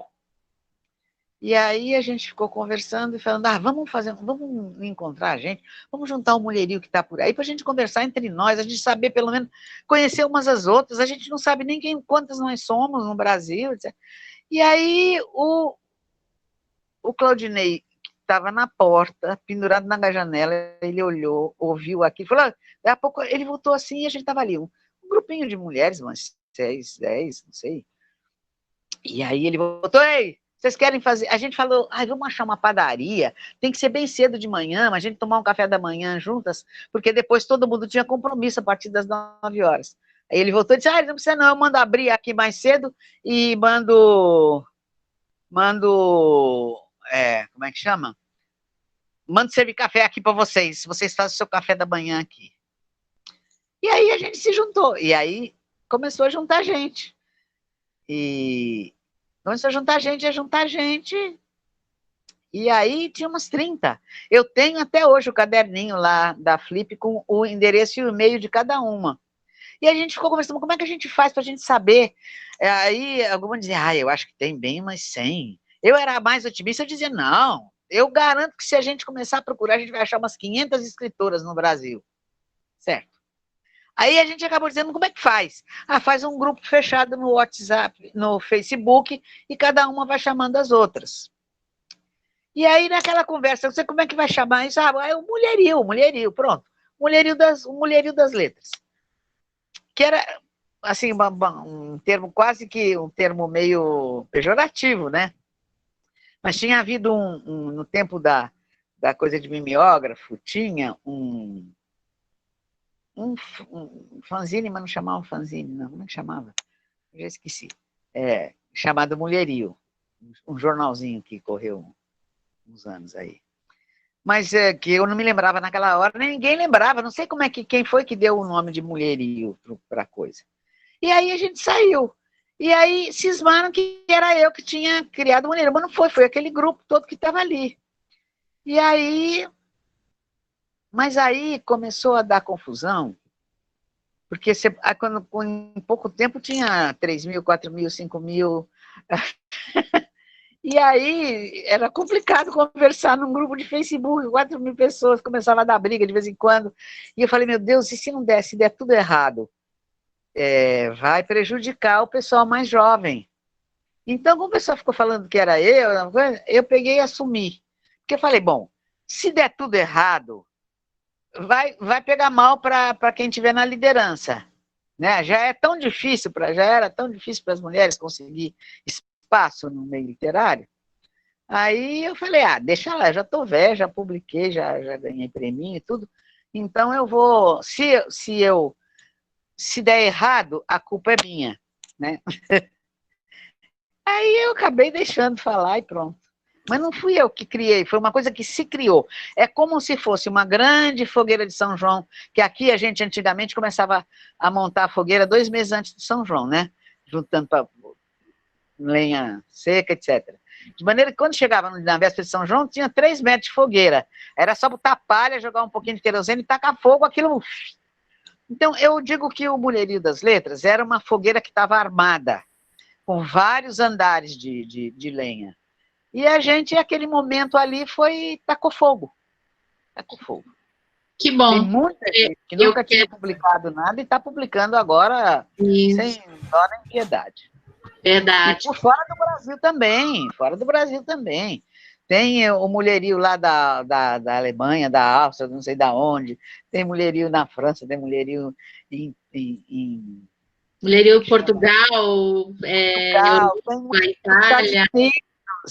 Tem mulherio nos Estados Unidos. É divertidíssimo, porque não tem dono, então qualquer um pega e faz mulherio. Façam. Vamos, não tem, é horizontal, não tem dono, não tem que pedir licença para ninguém. Nós estamos tentando evitar que alguém registre a marca, isso que não pode. Dayana e Maria Valéria, assim, eu estou assim, com o coração na mão por dizer isso, né? Porque a gente já está quase chegando às 9, e eu sei que a Maria Valéria tem um outro compromisso, porque eu a Dayana ficou. Isso mesmo. Assim, a gente né, não quer cansá-la, porque você tem mais uma jornada pela frente, né? Tenho. Eu acho que a gente podia ir, assim, encerrando, a Dayana aí comentando, assim, fazendo um fechamento. E eu sei que, assim, todo mundo vai acabar assim, brigando comigo, porque tá uma delícia que eu ouvi Maria Valéria e a Dayana junto, assim. E muito grata por, né, vocês duas estarem conosco hoje, mas o horário, o capitalismo selvagem... E vocês já devem estar cansadas, né? Não, nem um pouco. Nós ficaríamos mais umas 2 horas. Sou muito tagarela e não tenho muita noção de tempo. O pessoal está te amando. O pessoal começou a chorar ali que vai terminar o nosso encontro. Eu estou bem comovida e estou muito feliz. Eu acho que a gente está nessa vida por um motivo, né? Cada um de nós tem seu propósito. E quando a gente se afina com pessoas que têm propósitos semelhantes, a coisa cresce, cresce, cresce. E eu acho que esse momento que a gente está vivendo hoje tem muito disso, né? E vamos seguir, gente. Eu vou só reforçar mais um convite. Entrem na lojinha da Maria Valéria, comprem os livros dela. Por favor. Comprem, recomendem, deem de presente, façam essa literatura. Frete grátis com história, tudo. A quem vocês quiserem. E chega rápido, sabe? Chega sim. Chega eu vejo que às vezes tem gente que reclama que mas dá 40 dias, mas chega antes, porque é o programa que joga um tempo lá. O meu, esse aqui chegou em uma semana, do dia que eu pedi até o dia que chegou. E a gente passa para as pessoas o código para rastreamento. Sim, é maravilhoso. E até um dia, as primeiras obras que eu comprei, que não são autografadas, um dia ela falou, eu vou mandar um adesivo para você colar. Só me pedir. Então, ela é super cuidadosa com o seu leitor. Então, gente, deem de presente. Eu sempre digo, escritora que tem que agradecer leitor, porque com tanto livro que tem no mundo, alguém vai ler logo o meu? Maravilhoso isso. Agradecer, Rô, pela oportunidade, todos vocês que estão comentando ali, que estiveram com a gente, né? Vamos ficar nessas rodas de conversa falando de mulher, mulher falando de mulher, até o final, hein? Todos juntos ali. O menino, teve um menino ali que fez um comentário muito bonito de sociologia, o Clayton. A gente não leu ainda, ele falou que lembrou nessa coisa das invisibilidades, lembrou do conceito de sociologia das ausências do Boaventura de Souza Santos. Né? A invisibilidade dos marginalizados. A gente fez uma mesa juntos, o Boaventura e eu. Acho que foi. Eu não sei mais para quem, nem para quando, nem quando. Mas a gente estava conversando exatamente sobre isso. Foi para um curso de formação da Escola de Formação de Quadros do PT. Ele falava e depois eu comentava, sei lá. Assim. Esses negócios, eu esqueço o que eu falei. Onde que eu fui, eu repito muitas mesmas coisas, eu acho. Aqui você não repetiu, não. Quero agradecer, Maria Valéria, mais uma vez, por você estar aqui com a gente. Muitíssimo obrigada e conte sempre. Pode me usar à vontade, para o que você quiser, para divulgar as suas obras. Eu sou uma grande serva. Sabe o que eu vou fazer? Eu vou acabar te pedindo os textos tudo de novo, porque está uma bagunça. Manda. No meu computador maluco. Então... Se eu não achar, eu vou pedir para você me mandar de novo. Você tem tudo Mando tudo, tá tudo salvo. Tudo certinho.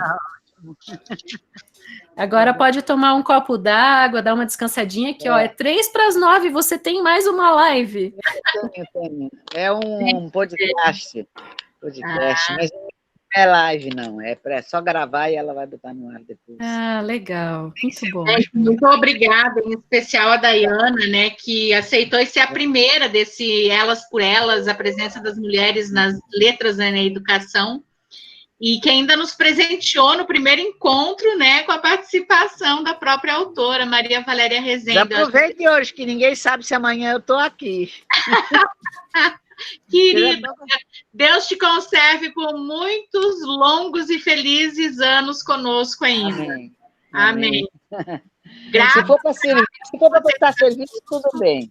Se for para dar trabalho só, não precisa. É verdade, né? Mais que nada. E a Dayana, grata também, Dayana, tá? Muito, muito mesmo. E a gente se encontra sexta-feira, né, gente, para escutar a professora Marina Vertani Gazzola falar sobre a Bonnie Brancer, que é aí uma escritora da geração Beat, enfim, acho que é isso, né, Marina? Você está por aí, quer fazer uma propaganda, querida? Oi, tô sim.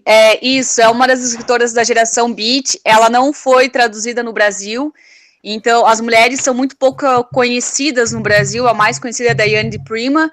Então, se vocês querem ouvir mais um pouquinho sobre essas mulheres que fizeram parte dessa geração que no Brasil chegou pelo Jack Kerouac, por favor, participem. Quem não participar porque estará namorando, ok, aproveitem, divirtam-se e aproveitem por mim, né? E muito obrigada. E é isso. Quer se despedir, Dayana? Eu estava escrevendo ali. Já. Eu estava escrevendo ali o meu Instagram, que é @DaianaPasquim, e o @leitura de ouvido, gente. Não deixem de ouvir o podcast, gente. O que a gente faz?